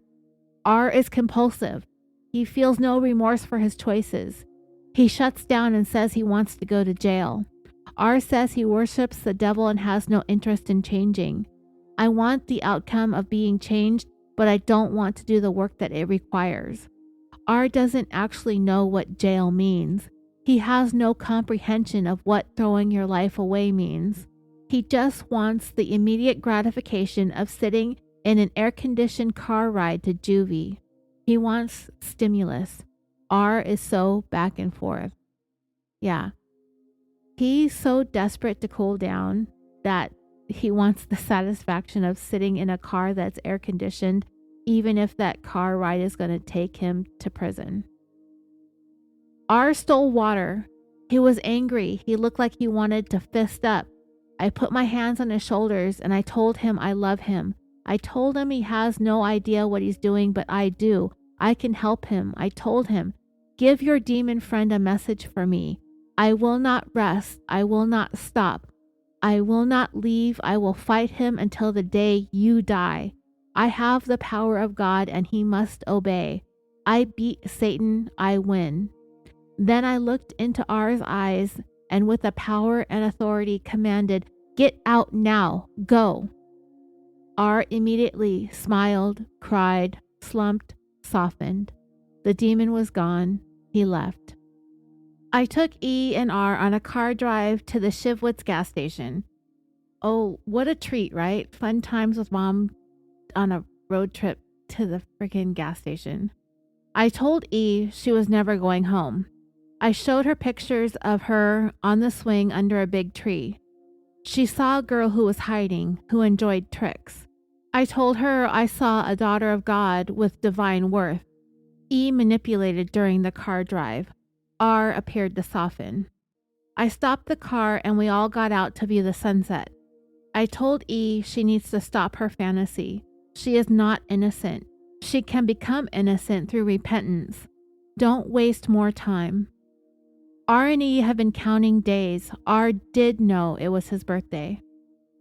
And like I said it before, I'll say it again, when someone is being held captive or against their will, all they do is think about time and getting away.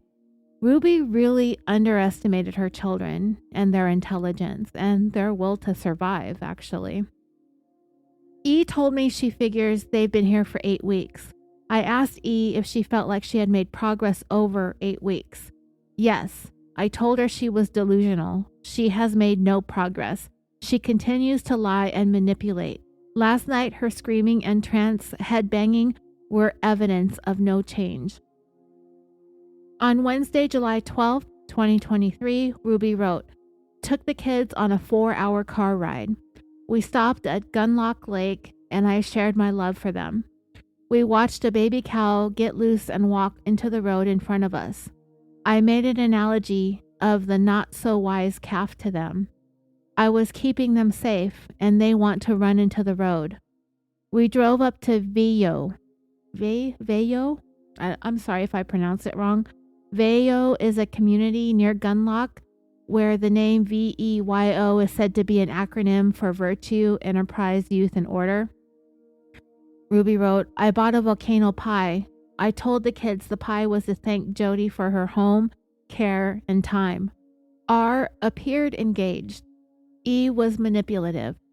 This is the day E anticipates breaking her 2-day fast. When we get to Jodi's, I let R know E has hardened her heart and will do 1 more day of fasting to invite her to be humble. She flips out and begins ranting. She refuses to get up. She lies on the floor all day, speaking dishonest chants because Jodi is on the phone with clients. I don't go in and match her level of aggression all day. She makes rhymes about me.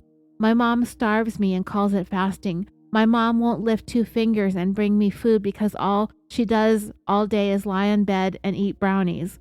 My mom says she's the most loving mom in the world, blah, blah, blah. If I can't ever go home, then what's the point of being obedient? I'm going to run away." Jijo helped me intervene after work. Allowing lies to be spewed gives the devil a platform. Articulating lies reinforces possession. The longer the lies are allowed to be spewed, the larger the intervention and physical intervention needs to be. I cut more hair off E's head. We doused her in the dog wash. E said she wanted to run away. Jodi told her she has no idea what's waiting for her. On July 13th, 2023, Ruby wrote, "I may have forgotten to write this. On the 11th, I took R's face in my hands and spoke to him. I told him to send the demon a message for me. I will not give up. I will not leave. I'm not going nowhere. Get out." R released the demon and has been very workable ever since. This morning, the 13th, R broke his fast with brown rice, lentils, black beans, and chicken and water. A hornet kept buzzing around his chicken. I told R to think of the hornet as Satan. Would you become pals with Satan? Would you sell your soul or chicken to a hornet? He will sting you in the end. R trapped the bee with his sun hat. E broke her fast with cheesy potatoes, steak, water, and oatmeal. E is full of piss and vinegar. She is mad as a hornet. She doesn't call the shots. It's been about 90 minutes since R ate. I warned him that food would either encourage him to truth or defiance. He is defiant again. He pooped his pants and telling me no. His poop is too watery to be fasting. R admits to stealing water 3 times yesterday. R lies and feels no remorse. E is cheating. These selfish children who desire only to take and lie and attack have zero understanding of God's love for them. They don't know Jijo is selling her home, this priceless Snow Canyon gem, so she can purchase land where these 2 can work. Jodi has been looking for property with Cactus and feeling it's more imminent, the need to get these kids to open land. She is willing to consider less than ideal property for them. This is a spiritual matter. I can't in good faith leave you with these 2 gremlins. I won't do that. These are God's children. It doesn't matter when souls are on the line. 1 hour later, we are moving quickly. Jodi and Jay are going on a road trip to look at property in Arizona. Ruby has some cash in the bank. If the property is right, we can move on financing immediately. We decide the escalation of the kids is not manageable here, and now R is sitting/angry/defiant. E is lying on the floor. We will bring them in. R I will clean up out in the desert as he has pooped himself. He will then stand/sit on the patio/shade. Now I see him in the kitchen. E I will bring into the cool house and she can sit in the pantry.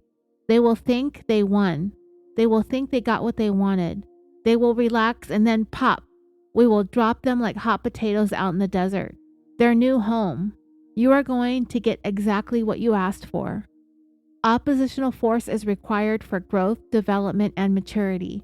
E and R have never experienced oppositional force. They are very weak-minded. So next in the journal, the word pattern is written at the top of a page and it has a box drawn around it. And then Ruby wrote, sending evil away in a long time possessed person is not a one and done deal usually. These wicked spirits in E and R have been pals long before this life. How E and R got to come and get a body can only be explained in abdicating to be their mother. This is not a conceited statement. God knew I would take my responsibility of mother seriously. Jodi teamed up to help. These two souls are very weak of mind. They are fools, truly. E said she would choose the devil over God. What arrogant spew. God is patient to not split her with a bolt of lightning. You did not tempt God who controls your very breath. The disdain and hatred they have for God is beyond my ability to describe. My spirit is offended. I shudder to think I would never have seen this had I not pushed on them. Holding boundaries will show you how much possession a soul has. The more boundaries, the more the soul will reveal itself. Trial will reveal a soul because of the inherent limits built into a tribulation. Back to sending evil away. Articulating truth drives evil away. This is a powerful intervention for the possessed. Even if you can start by agreeing to something truthful. E, you are a daughter of God, true? Yes, ma'am. Next, the word principle is written with a box around it, and Ruby wrote, following up on articulating a desire for evil to leave with a demonstration of obedience is powerful. Demonstrating a willingness to follow truth is a pattern the Savior used in his interactions. Go sell all you have and follow me. Go and sin no more. Go and wash 7 times. Go and tell no one. Go and tell the city. Go and preach my gospel. Go and feed my sheep. If you can engage a weak-minded soul in a physical activity of obedience, you can begin to break the bond Satan made with the weak. Physically stop the acting out behaviors and begin physically doing good. Farm work, lifting boxes, exerting energy, exercises, jump rope, milking cows, weeding a garden, digging trenches. Satan cannot be where there is good. Begin doing/sweating for good. Heavy physical intensity. Capture your attention. The problem for E and R is the hard labor is all for the sake of lifting, does not have meaning or do good. We need property where a ranch can be built, good can be done, outcomes of prosperous chores can be seen, experienced, and felt. And the kids need a good kick from a horse and a cactus to run into. They need natural outcomes. I asked R what he was thinking about since he was sitting in the shade and he had what he wanted. R answered, what I want. Me. What do you want? R. More different foods and a soft bed. Me. Why don't you ask Satan? Do you think Satan will give you those things? No. Why not? Because he doesn't have the power. Why would you serve a God who has no power to give you your desires? Dumb. R was silent. E had another episode with demons. She gives herself to them. She agreed to stop being deceptive with her facial expressions and crying and whining. Whining is the devil's voice. Whining is always a demon. E's quote-unquote hurt facial expressions blame me for her misery. It is E at the center of her misery. Her face is deceptive. After E did stairs, she sat on the park bench looking at the mountain views. She was told to sit and be still and eat her dinner. Carrots, hummus, grilled cheese, water. E, in a power play, brought her empty plate to the door and then removed her sun hat. The next page in the journal was dated July 14th, 2023, Friday. Ruby wrote, E woke up. I reminded her that if she whined, cried, or squinted her eyes at me, or soured her face, I would be buzzing her hair. If she is going to act sick, she can look sick. She agreed with a smile. I told her because she didn't listen the night before that she would do 2 sets of boxes/stairs with a 5-minute break. She did the first set easy and agreeably.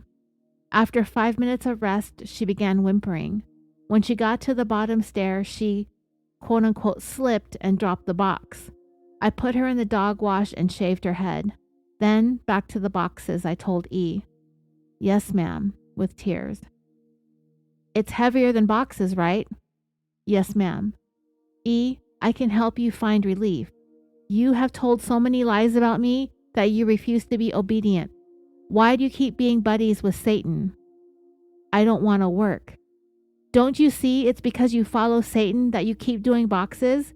If you were humble, you would be inside making pancakes with R and me. E agreed to sit on the park bench and think about her choices. I made it clear if she were to move, get up, fidget, talk, take her hat off, she would go back to work. E agreed eagerly. She promised to be obedient. After an hour on the bench, she began moving and looking around. I pulled her into the house and gave her more boxes.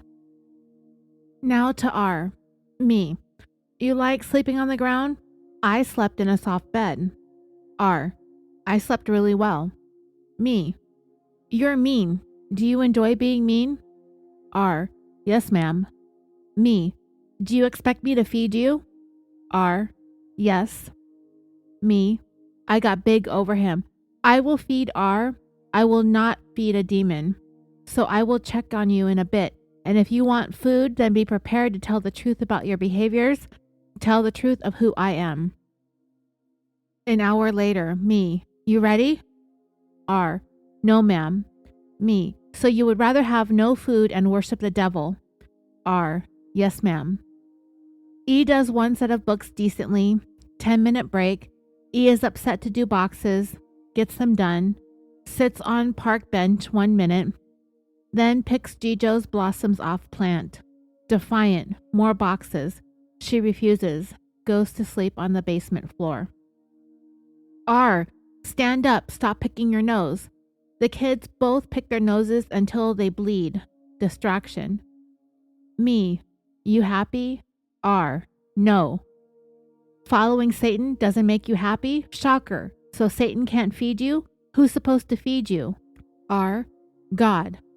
Me. Christ. This is a game you play. Who brings you food? R. You. Me. You want to leave the demons? R. I don't want to be humble. I told R I wanted to give him dinner with chicken. He needs to acknowledge his behaviors. He tells me he is missing his opportunity to repent.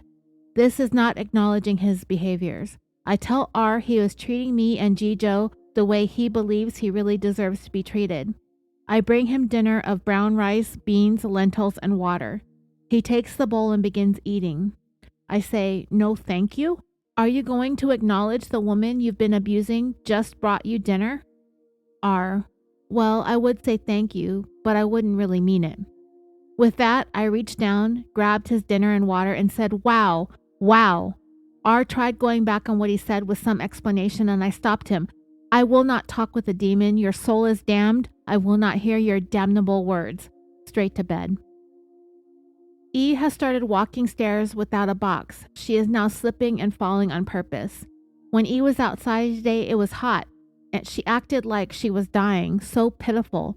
I told her, E, The heat in hell is much hotter, and God is going to burn the wicked. So either get used to it or start changing. E said, I don't really believe that's actually going to happen. Kids are all in bed. E ate mashed potatoes and turkey and milk. Jijo and Jay are looking at RV trailers. These kids have no idea the sacrifices being made for them or Jesus' sacrifices already made. July 15th, 2023, Saturday. Ruby wrote, These are days and nights that reveal God's most poignant mercies and miracles. Last night, God gave me a miracle I absolutely will never forget.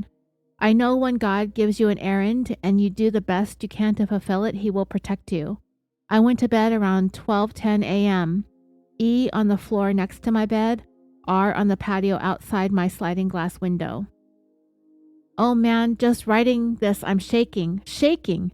If Pam hadn't volunteered to take A to American Fork for her ALT test, then I would not have been here. And my life and Jodi's and my family would be forever different. At 2:45, I woke up, straight up. I couldn't see R. He was gone. I opened the sliding glass door and there was no sign of him. He did leave an arrangement of rocks and letters. He wrote a message. I was too scared to read it. I ran to Jodi's room and woke her up. She came out with me. The message was in pebbles. I am going to jail. I will call when I get there. Jodi and I scoured the house and the yard. Jodi got flashlights. We took her car and got mine. Fine. Oh God, oh Father, we need a miracle. We need your help now. Send the host of heavens. Show us where R is. So this is documenting the first time that R tried to run away, and it would ultimately result in him being shackled from that point forward.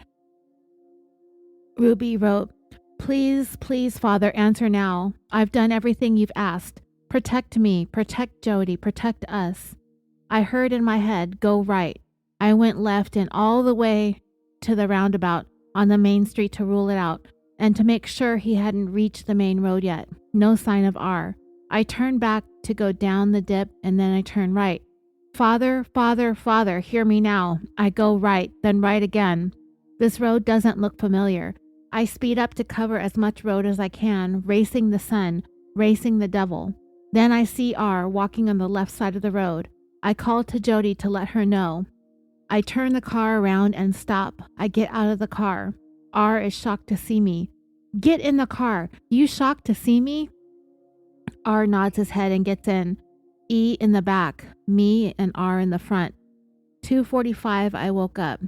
3 o'clock we leave in cars. 3:14 a.m. I called Jodi with R. The sun started lighting the roads just an hour and a half later. The devil wants me in prison. My children dead. I meet Jodi back home. We deliberate in the car while E and R go back to bed. R stands in the garage where we can see him. He has zero remorse, zero fear, zero expression. He is cold, calloused, and hard. Angry, he isn't calling the shots. Jodi and I agree to buy ourselves time until we have more of an environment conducive to an intervention. We need land. The Spirit told Jodi very clearly, don't let these kids' choices ruin your life. We have to work. You can force repentance to de-escalate the situation. I brought R into the house. I tied a rope to my feet and him to my waist and his. R will now sleep in a soft bed with me. 7 a.m. R slept. The devil got a bed. Jodi taught exaggeration in class. Jodi loaded the cooler. I put the kids in my car and took a drive. 8 a.m. A man came to look at Jodi's house. 8:30 a.m. Jodi and I meet at the Shivwitz gas station 3 miles from the house. E and J and Jodi take off to Tucson. I drive back to the house with R. He comes in the house. He doesn't leave my sight. I feed him chicken, rice, lentils, beans, but add a glass of milk. He sits at the counter and eats. He got what he wanted. I give him the book Theophrastus Characters, and Theophrastus is a Greek philosopher. He gets a pen and his journal. He takes notes. To the onlooker, he appears to be a well-behaved, studious young man. And wouldn't I be thrilled? My son, who wanted to run away, is now by my side and reading and writing. Wouldn't I be relieved? No. I now know that in order to keep my son, I will need to put him back under sedation. I unhooked him from all the bells and whistles and asked him to breathe and thrive on his own, and we went into a rest and stress. Back to sedation we go. The demon is still here, and I purposefully put R back into a slumber, hibernate, to watch R go into the awful state of compliance, knowing the demon that he harbors in his heart is so sick, like stitching up a patient knowing you didn't get all of the cancer out, and knowing it's only a matter of time before your patient keels over. R and E do not want to repent. They hate God, their own behaviors and words. I now see perfectly reasonable people walking around hating God and worshiping the devil, yet appear like good old Joes. Good guys. There is a soul-killing infection in my child, and my hand is forced not to remove the infection. Agency does not allow me to rid the infection. R and E like the infection. It's so sick. 8:18 p.m., just over 12 hours after finding R, teaching class and leaving, Jodi sends me a text. I found the land. The devil does not want us to take R and E out of society. He does not want Jodi finding this property. He wanted Jodi and I down at the police station at 8:18 p.m., not discovering a place to bring intervention to his entanglement of my children. Oh, how the good Lord is to those who risk everything to follow him and bring others to him. The hosts of heaven are on our side. My children will never know the sacrifices and lives put on the line to offer a chance for their salvation. R can only think that he likes the taste of milk and reading again. The next entry is dated July 16th, 2023. Ruby wrote, last night I tied myself to R, full night's sleep. 10 p.m. to 7 a.m., no interruptions. R showers while I watch. I shower while R is in the closet. I can see the closet door as I shower. R eats chicken, rice, beans, lentils with cheese on a corn tortilla. 3 sets of 10 push-ups. Reads Theophrastus. Jodi is on her way home. E spent the ride lying down with face facing the back seat. She doesn't know where they went or why. One might ask, as I myself have, what if we had taken this slower? Would the children have been on board if we hadn't boundaried them so quickly and so clearly? What if instead a full day of box carrying, we would have done an hour and breaks and reading and then went back to the boxes? My answer is, well, yes, the kids have complied, but they would not be repenting, and they would have given the impression they were repenting. They needed things to get hard fast, intense, shocking change, immediate discomfort, stress to their systems. Why? Because they've divulged their secret. They could have confessed in truth, taking personal responsibility for the discomfort they were causing. After some redacted parts of her journal, Ruby next wrote, change the environment of the kids slowly and more reasonably or comfortably. We would have allowed the dumb hypnosis and sleep to stay over the child. We needed to wake the child up to the state of reality. Show them where they really are, the pit of hell. The hope was that they would choose to go to God for forgiveness, to admit their awful state. Instead, they hid. They wanted to lie to themselves that what they did wasn't that bad, that they were the victims, that me and Jodi are the persecutors, that burning in hell isn't real, that God is that mad and that God doesn't even exist. They deny the power of God. I told R today that he is sedating his choices to do it wickedly. I don't want that anymore. My response, yes, you do. You stood alone with only you and your choices, and you literally would stand it. It ran away. You refused to sit/stand with your choices. And now you're in the house with milk, AC, and a book, and you quite like it, don't you? Yes, ma'am. If you really didn't want evil anymore, you would say, Mom, thanks for the book, but I want to do boxes today, or I want to stand with my choices. You won't do that, will you? No, ma'am. See, I want to make it clear to you. You have not made any shifting or change. You are damning your soul. R goes back to writing. Yes, ma'am. Weak-minded, undisciplined brat. Note to myself. I never clearly saw the devil and wickedness until recently. Because I didn't see evil clearly. I didn't combat him. I patted evil wickedness. My love of God was sincere but not enough. I was deceived. Next, a paragraph Ruby wrote on July 19th, 2023 is redacted. The next entry is July 23rd, 2023, Sunday. Ruby wrote, to begin a separation from evil towards God, all the darkness needs to be exposed to light. And once the lies and sin is revealed, the body must engage in good work. And the good works need to be painful. Otherwise, the service becomes another feel-good distraction. A day of fasting and prayer for me after learning my children have been spawns of Satan. R has been out of control. P, poop, lie, steal, run away. E, crying, wailing. You could not know what this has been like unless you were here. Jodi and I took E out to the desert. She refused to stay quiet and would scream and scream. Jodi found a reservation cemetery, Shivwitz Cemetery. She went out into the heat barefoot. E still tried to run. She screamed for another family, water, food, care, love. Oh, E, a manipulative ploy. You are loved. After a couple of hours of screaming and speaking nonsense, E finally laid down in the road quiet. We took her home. We took E and R barefoot and J the next day. E and R barefoot to increase the discomfort and decrease the running away. The task at hand was to weed the cemetery. Huge sagebrush, pokies, thorns, broken glass, garbages overfull. We spent a couple of hours filling black bags and J-Jo's truck bed. The kids began to mellow out a bit. R looked for shade and cheating. We went out the next day and again, 5 hours of weed pulling. R finally started getting the hang of it. This is getting easier. I feel I'm getting stronger. I want to pull the weed out of my heart. What am I doing with my life? I don't want to live like this anymore.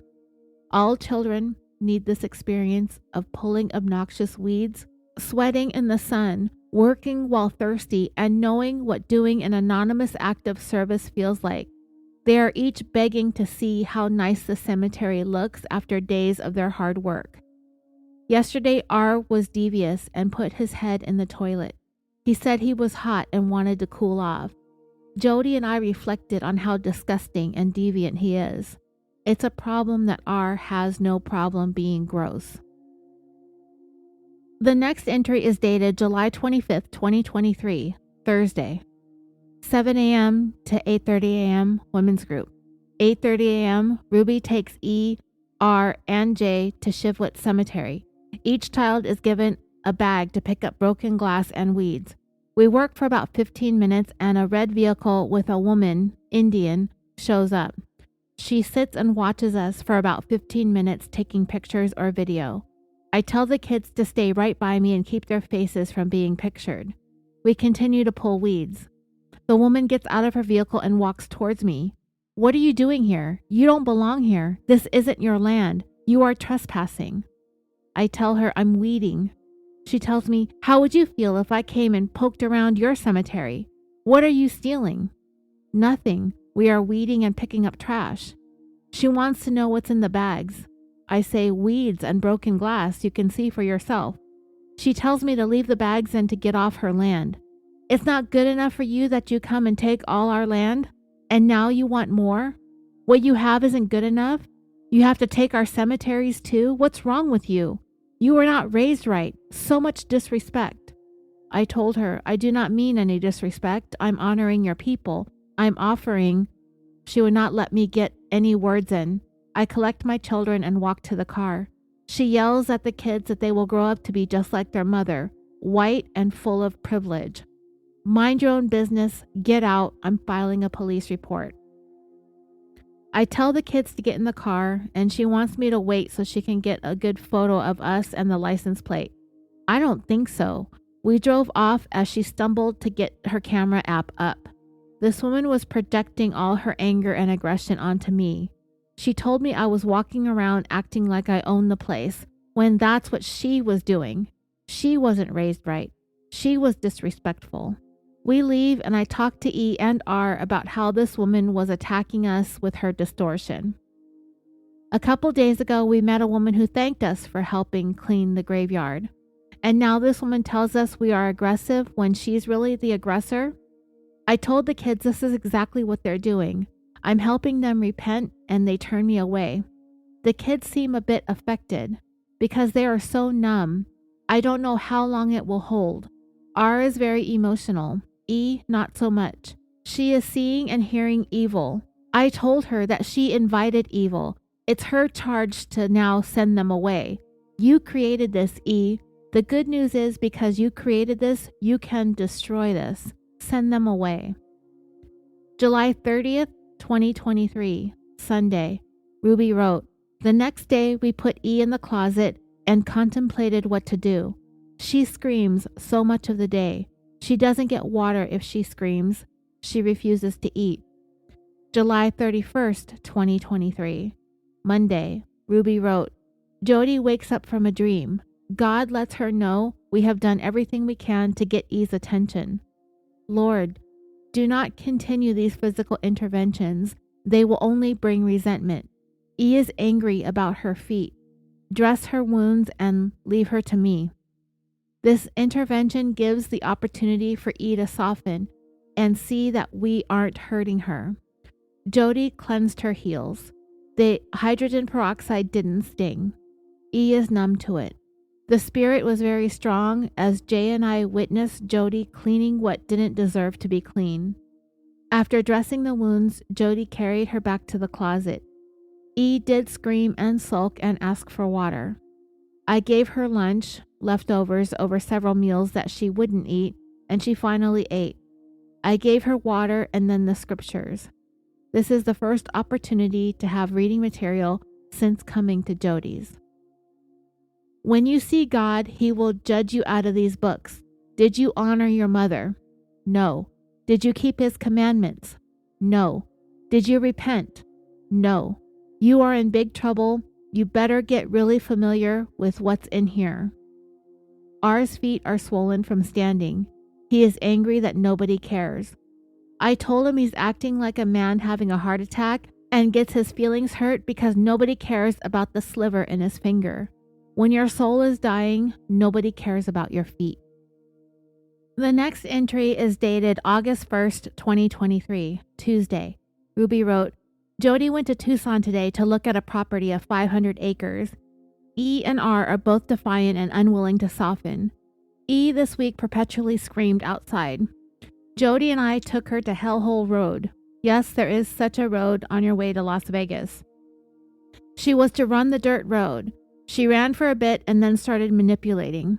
I told her to run up an incline on a hillside, touch a tree and return. 100 yards max. She threw herself into a tree. Jodi pulled her out, breaking her flip-flops.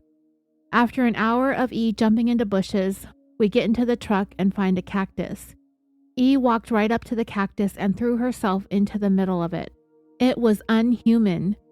She acted like it didn't hurt at all. She cuddled right in. I watched her press her foot up against a cactus ear. I watched with my mouth open. She is so numb. After being cozy with the cactus, E got up and spoke with Jodi for about 10 minutes. Jodi and E walked to the truck and I rolled down the window. E said, "May I have permission to speak?" Yes. Can I have another chance at running the hill? Yes. We get in the truck and drive to the hill. E gets out and comes to my window. Mother, what would you like me to do? I instructed her to run to the dead tree and come back. E replied, I would rather jump into a cactus. What evil, what deception. This girl would choose to be shot and die than to be humble and do what she is told. There is no pain point where she will turn. The next entry is dated August 2nd, 2023, Wednesday. Ruby wrote, Jodi and, name redacted, are still away. E is distracted by being in the house, getting socks, being held and carried, and being out of the elements. She reads her Bible. She ate her beans and rice and chicken. She is quiet. R sat outside yesterday and didn't manipulate. I asked R why he didn't manipulate yesterday.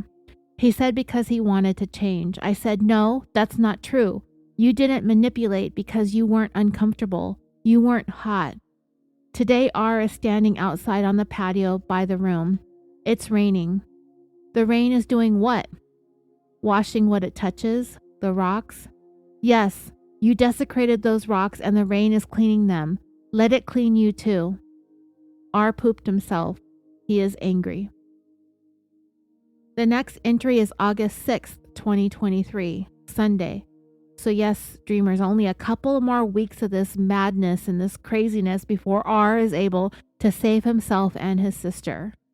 Ruby wrote, R's rage comes out as he can't have what he wants, which is to serve the devil, aka have no responsibility, and have me, mom, love on him, cuddle him. He wants both.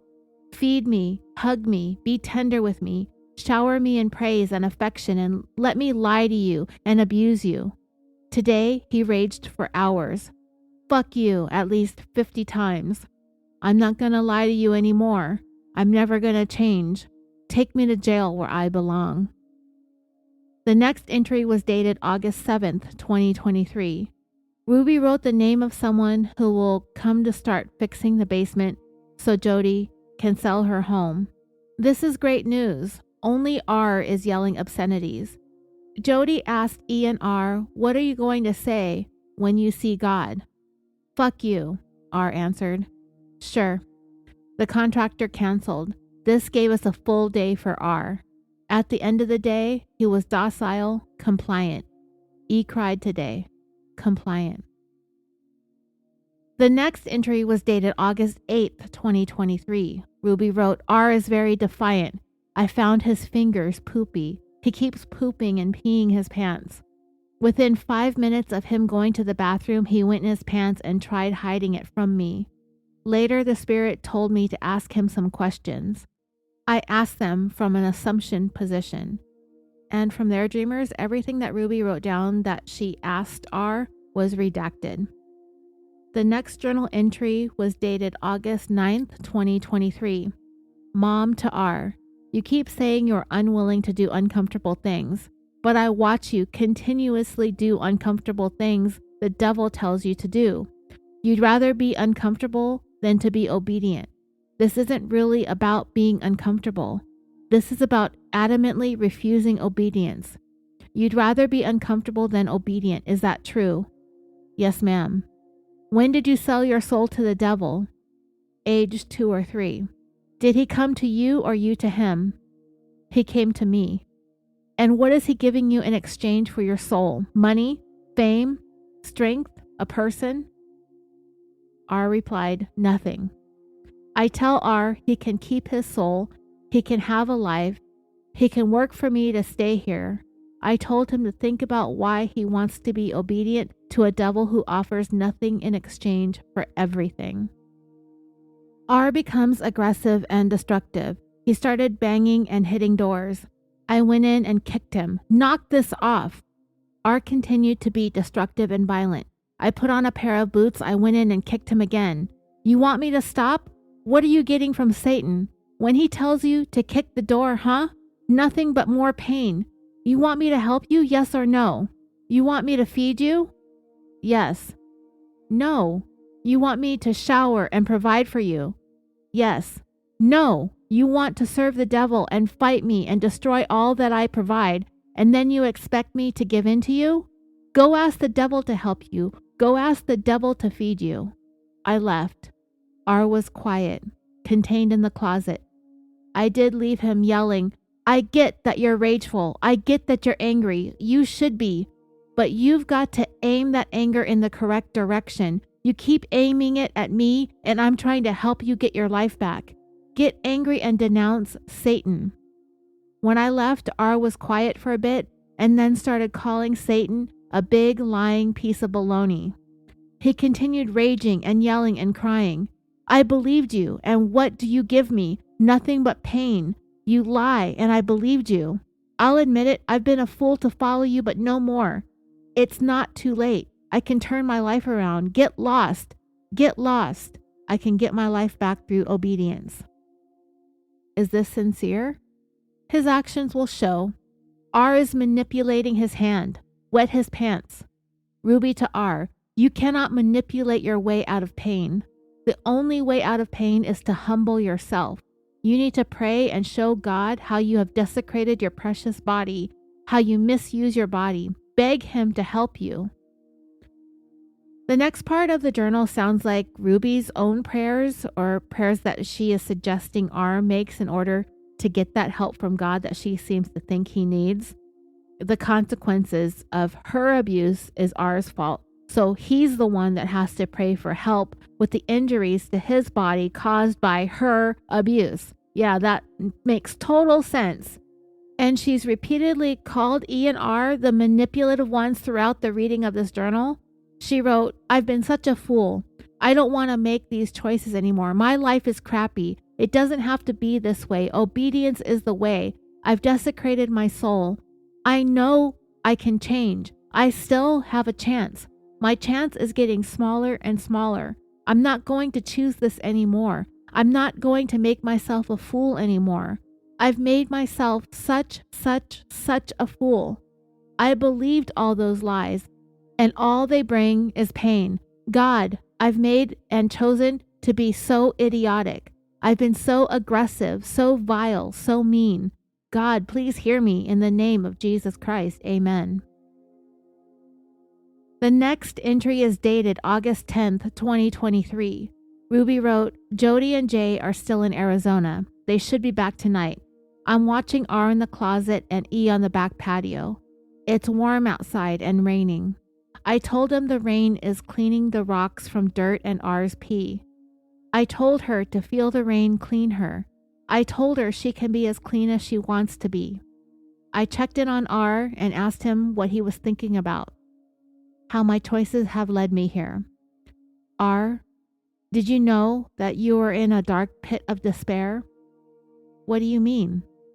And from there, Dreamers, there's a paragraph that's redacted before Ruby wrote the word chilling. The next thing Ruby wrote on that day was, E stood in the rain for 2 hours. And from there, Dreamers, the next 4 pages were completely blacked out. The next dated entry was August 15th, 2023, Tuesday. Ruby wrote, for the human who is not humble, today this constitutes the vast majority. You have to get to your breaking point. R never would have disclosed his sins had he not a hope that confessing would bring a sense of relief. His motive, because he was/is not humble, was to feel better. Because all his distractions were taken away and any belief he was getting them back was banished. We were consistent. We followed through. R was left with only one outlet to find relief: confession. The world we live in today does not support children being uncomfortable. They, the adults, are uncomfortable with children being uncomfortable. And so children are comforted, entertained, distracted from the need to confess and change. Stripping down a child's world to the basics of beans and rice and hard work is considered abuse, and it's not. It's necessary for a prideful child. Now that R has his behaviors out, all of them, he feels like a failure, a monster, useless, worthless. The relief he felt in confession was short-lived, and now there is no shame to hide, so he becomes overtly aggressive, destructive, and combative. Foul language I've never heard is now pouring out. It's his only distraction. Poop, pee, damage. And you know, Dreamers, you would think by now that Ruby would realize that he and his whole body are rebelling against the abuse. R is stuck in this cycle of abuse that is nearly impossible to work his way out of. He cannot please his mother. Her mind, her common sense is completely void. So why should he even keep trying? He's abused no matter what he does. Ruby continued in her journal.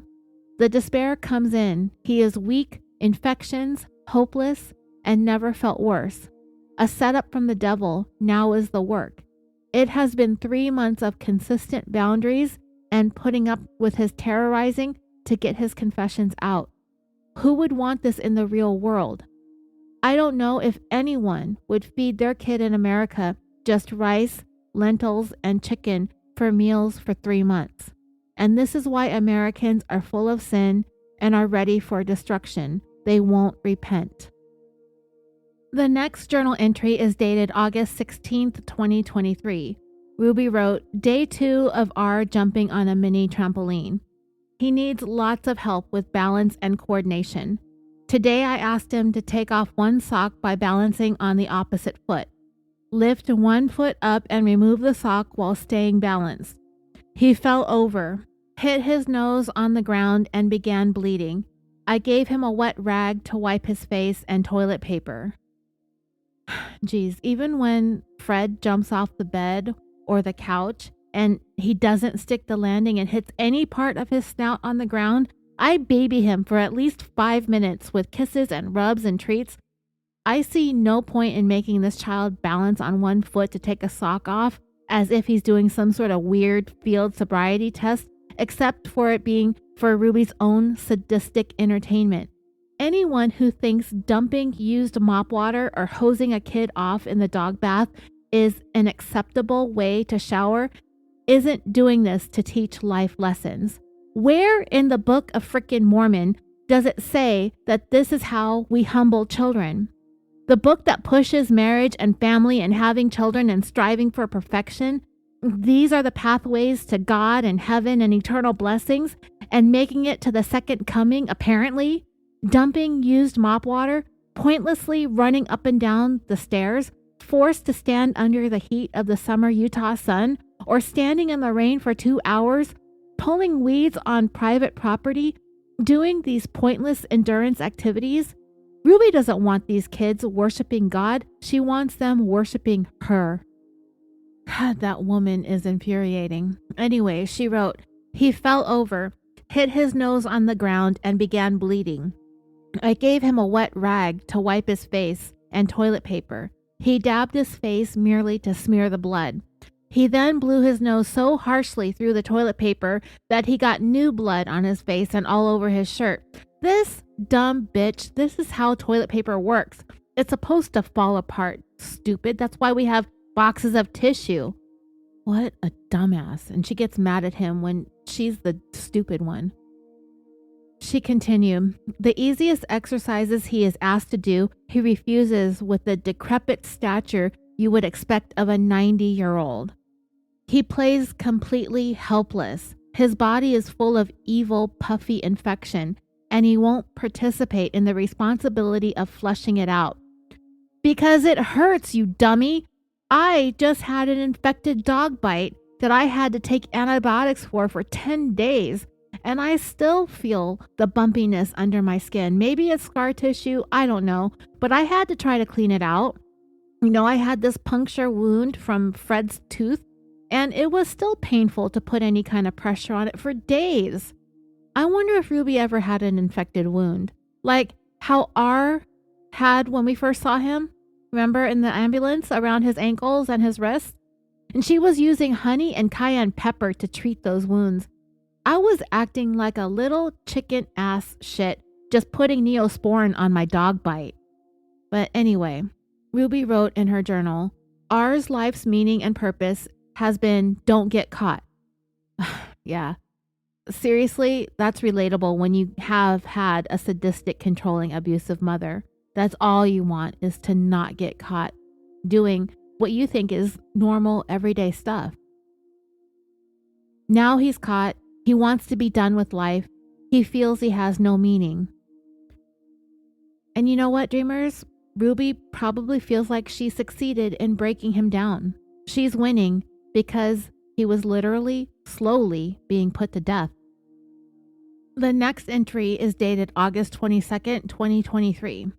And if you're all counting down the days like I am, they're literally about to be rescued in 8 more days as Ruby wrote this. Quote, poking is a strategy/technique. R seems to respond to poking, pouring cold water, towel whip. The next entry is August 23rd, 2023. Ruby wrote, "First day R soaked, jumped as told. He did wet his pants twice. God pelted hail from the heavens. He is poking R as well. R stayed jumping. Hail in August in St. George is a mystery, a heavenly validation of this intervention." The final entry in the journal is dated August 27th, 2023, Sunday. Ruby wrote, "A visited for a week last week. I picked her up last Sunday, 20th, and took her home to Springville on Friday. J, A, and Pam and I packed 20 boxes and took them to a storage shed in Springville. A gave her 2 weeks notice." So here, dreamers, it kind of sounds like Ruby was planning on moving the 2 middle children, the 2 girls, J and A, down to Jodi's as well, just 3 days before R managed to escape. They're putting stuff in storage, and one of the girls is quitting her job. R spent 22nd and 23rd peeing and pooping. He is out of control. He is defiant, abusive, and mean. He refuses to do what is asked. Just when I think we have found a technique that will work, R digs in and fights harder, willing to try anything that would grab his attention. I whipped him with a belt yesterday, E too. She peed all over Jodi's garage floor, screamed at her, and lied to her. She is out of control. E seemed to give me her attention after the whipping. She swept the garage with some muscle and mopped it, and she did a good job. R increased his defiance. In the journal, dreamers, there were some more redactions, but that was the last dated entry that Ruby made, August 27th. 3 days later, R made his escape. So from there, we're going to get back to the documentary. We left off with Detective Bate talking about some of Ruby's writings, and I went and just told you just about the entirety of what was available to read in those journals. And Detective Bate expressed just how shocked they were at the things that Ruby had written down. That therapist who shadowed Jodi for a year back in 2010, of that journal, remember him, Brannon Thomas, I think it was, I can't remember his last name, Brannon. He said, in the journal, you can see that Ruby genuinely believed that her children were possessed. I would argue, dreamers, that Ruby wanted to believe that her children were possessed. It would explain why they're so bad, right? It's not her fault. It's Satan. It's the devil. They've been taking over their bodies.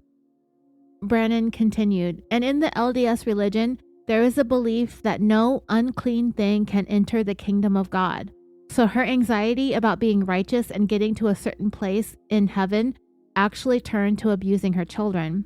But she thought she was doing good, that creating pain is what gets you to God. As the documentary replays the footage of R ringing his neighbor's doorbell, Detective Bates said, "There's absolutely no doubt that what that young boy did that day saved his and his sister's life." It then cuts to Chad sitting in his dorm, and he said, "I called Jodi, no response. I even tried to call my mom, which was a big no-no because I'm not supposed to contact my mom at all, and I got no response from my mom either. So I did the impossible and the unthinkable, and I messaged my dad." His text message, or an image of his text message, or a dramatization of an image of his text message, is shown in the documentary, and he wrote, "Dad, this is Chad. I have no one to go to. Everyone is arrested. And I got a message from my dad that said, hey, this evening I'm going to the house. I'd like to check on it and you're welcome to come. I pull up and I see this man in the front yard and I think, who is that? And he stands up and it was just this skinny, scrawny man. And it was his dad. And the documentary cuts to Kevin's interview. As he said, Chad looks so much older and he asked, what's going on? What is all this I'm hearing about? And I told him about the children being under the influence of evil spirits and the things that they were purportedly doing. Chad then says, this is the hardest part. I accepted as something truthful. And that's really hard for me to say because my mom explained it to my dad in a way, and my dad explained it to me in a way of it was the right thing to do. Kevin then says, I walked into the house for the first time in over a year. So the camera pans across the downstairs area of the home, the front entryway, the hallways next to the staircase, and it looked pretty much exactly like what we always see when we get a glimpse into these homes where children have been subjected to ongoing abuse across a period of time. They're always cluttery slobs, and it's always the kids that suffer. It's like being a disgusting hoarder living in a pigsty is all a part of the abuse. It doesn't make any sense to me. If I was going to force my children to do chores or manual labor as a punishment, I sure as shit wouldn't have them wasting energy on pointless, repetitive, mundane tasks. I was even thinking this before we got to the messy, cluttered images of the inside of the Franke home. Why run boxes up and down the stairs for hours on end when the work can be just regular housework? I mean, the Frankes kind of had that idea in place before Jodi came along, but once the severe abuse sets in, they just let the house turn to shit every single time this happens. But anyway, after Kevin said he walked into the house for the first time in over a year, he said, and it was just a mess. Things were littered all over the place in bins and buckets, and I opened drawers and all the drawers were empty. Everything was empty. My mind was just racing by this point. The things I was believing weren't compatible with the facts that were sitting in front of me. We next hear from one of the neighbors' husbands. His name's Matt. He said, I walked in and Kevin is just sitting on the ottoman with his head down, and he stands up and we hugged and he just sobbed and he apologized and he said, I apologize for the mess. And we said, well, you know, it's messy because they were packing up to leave. They were moving. And he said, wait, what? What? Where? Why? This is their home. This is where they live. Why would they go anywhere? And we started to explain to him and he said, no, stop, just listen. I need to talk. And we went over into his living room and we sat down and talked. And we talked for 6 hours. Kevin said, and so I started asking questions for the first time. Did Ruby really move to St. George? True or false? True. What was going on at my house? And they shared. Neighbor Lindsay Condi, she said he just kept grabbing his head and he would cry. He was so angry. And he said, I just feel like I'm going crazy. None of this makes sense. I think everything in my life has been a lie. Matt said he was just realizing that he had been brainwashed and he was just starting to come out of it. Kevin said, all of a sudden, 2 + 2 = 4, and things made sense. Chad said, Chad, we've been lied to this whole time. No child is possessed. No kid or child has done the things that your mom said that they had done. My dad was in tears. He hugged me. He was sobbing on my shoulder. And I was battling with myself in my head like everything you've been learning is a lie. And I just remembered, I closed my eyes and I just remember all the blood rushing to my head. And I realized I couldn't really defend her anymore. Kevin then said, little by little, I was accepting the idea that Ruby and Jodi had done something awful. I feel angry when I think about it. The interviewer asked him, do you feel guilty? Kevin replied, absolutely. I was the last line of defense for these children, and I packed my bags and walked away. We then cut to 4 months later. 4 months after Ruby and Jodi were arrested and charged with child abuse, just a couple of days after Christmas, both of them pleaded guilty and were sentenced to up to as many as 30 years in prison each, but they will both be eligible for parole for the first time in December of 2026. And I've heard from several reports made about this case that it would be highly unlikely that either woman will serve anywhere close to 30 years. And that is a much, much lighter sentence than what the Turpins were sentenced to in 2018. You remember the Turpins? What was their names? David and Elizabeth Turpin, I think it was. They got 25 to life. and they're not going to be up for parole until 2024. And the only reason I make that comparison is because none of the victims in either of these two cases, the Turpins or the Frankes, nobody died. And if you don't remember, they were the weird couple from Paris, California that kept their 13 children under lock and key for many, many years. And it was in 2018 when their 16-year-old daughter took that leap of faith and escaped from the home with an old cell phone that didn't have service but still had 911 capabilities, even though it wasn't an activated line. So yeah, it only takes one kid to reach that age of not only understanding that what is happening to them isn't right, but to also be an age where they become capable and able to stand up for themselves. Ruby's former friend Paige, the one who introduced Ruby to Jodi's classes and services, said, quote, Jodi convinced Ruby that there was a cause worth fighting, and in that process, Ruby's cause became to eliminate her children of evil when there never was any evil to eliminate. The husband of Tessa, that friend of Sherry's, who had also been one of her teachers, I forgot his name, but they're the couple that accompanied Sherry when she went to comfort Ruby about taking her off of the medical and auto insurance coverages. Yeah, her husband, his name is Rule Haymond. They were kind of the ones who retreated from Jodi's classes when they found out that she was working and conducting her classes from the Franke home. He said something in the documentary that really had me feeling some kind of deja vu. He said, I think she received a great deal of satisfaction taking revenge on anyone that is happy. Dreamers, that statement hit me right in the trauma, because when you feel that something like that is happening, it almost doesn't even make sense because it's so counterintuitive of just us as everyday human beings. I would try to explain to people, very rarely I talk about it. I talk about it more now since I've been through a couple years of therapy, but I would try to explain to people how much happiness irritated and annoyed my mother, especially if me or my daughter experienced any kind of level of happiness, no matter how big or small. It would absolutely infuriate my mom.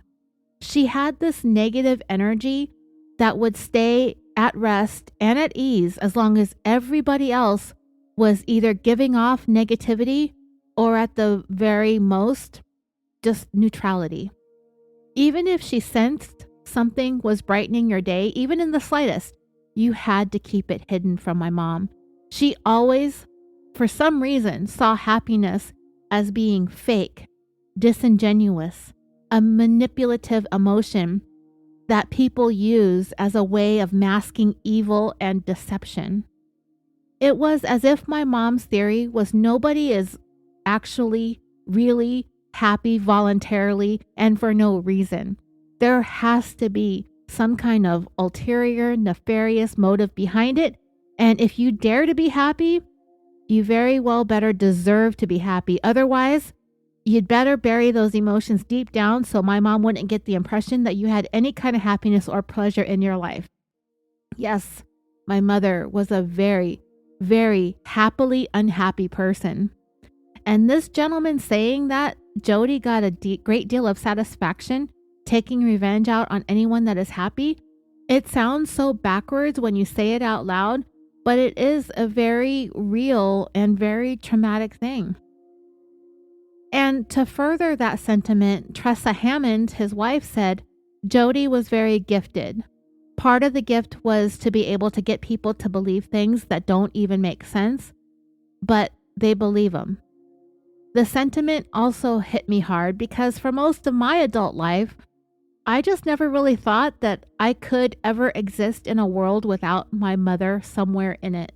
I felt so small and so insignificant to her, but also to this world in general, that any sense of self-worth that I had, if I ever had any around her, my self-worth was a thing that I was made to feel was not mine to have or own or appreciate because she was the one that lorded over my life for so long and for so many years and so overwhelmingly that I simply just didn't think it was possible for me to be here with her gone.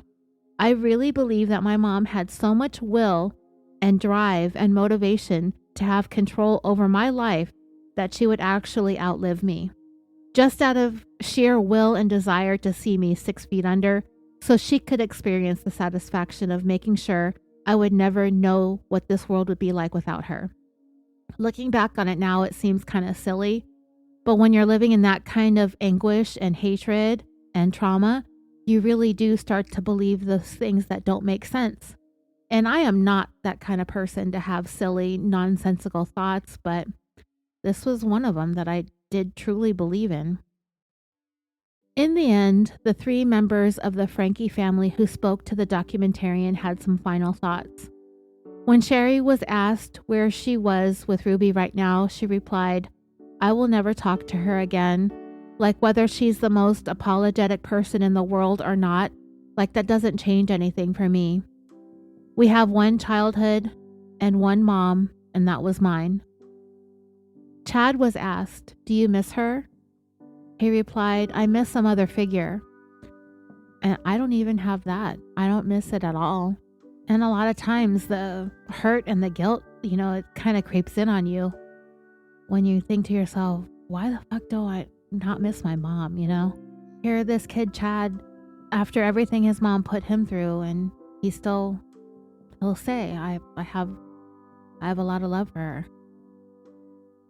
I miss some other figure. I miss how she was when I was very young. But I think what she's going through is deserved. I don't think she should get out, at least until all the kids turn 18. But that doesn't mean that I don't have love for her. The documentarian next asked of Kevin, "Do you still love her?" He replied, "Definitely. I've always loved her." "Even though she abused the kids, you still love her?" "Oh yeah. The actions that she did are atrocious, but I still feel a longing. I miss her. All of the delivery rooms, all of the moments holding our children. It is easy for the world to hate that woman, and so many people want me to join in that chorus, and I cannot turn off all those other memories. How do you make sense of all this, of what's happened to you all?" Kevin replied, "This is really a story of love, of hope, of family. But this is also a story of deception, of control. And ultimately, it's a story of faith. If you put your faith in the wrong hands, you can lose everything." So yeah, it was a poignant end as the documentary cut to that filming that Ruby did in part 1 with the marbles in the mason jar, her calendaring, as she put it. She put the lid on the jar and she signed off with, "Happy scheduling." We then get some updates across the screen. Chad now has his own social media presence. Sherry's call to action has been coming out against the idea of family vlogging. Kevin filed for divorce in November of 2023, just a couple months after Ruby and Jodi were arrested. Their divorce was finalized in March of 2025. I found an article on KSL.com. Seems like it's a Salt Lake City publication or website. And they just had an article about it from a couple weeks ago, dated March 25th, 2025. And it reads, "Ruby Franke is now officially divorced from her husband, Kevin Franke, after a judge approved terms to which the couple agreed." The couple married in 2000 and had 6 children, highlighted in Ruby's YouTube channel 8 Passengers, which had 2 million subscribers at its height. However, she gained even more notoriety when she was arrested along with Jodi Hildebrandt, her business partner, for the abuse of her youngest children. Kevin Franke filed for divorce 3 months after their son climbed out of a window at Hildebrandt's home in Ivins, Utah, and ran to a neighbor's home asking for food and water. Those neighbors immediately called the police after seeing the boy's condition. County Attorney Eric Clark said at the Franke sentencing that the 2 youngest Franke children were kept in concentration camp-like setting for months and had extensive injuries and had suffered from emotional abuse.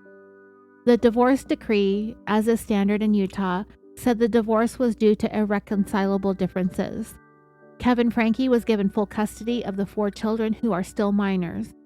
Ruby is ordered to have no contact with the children.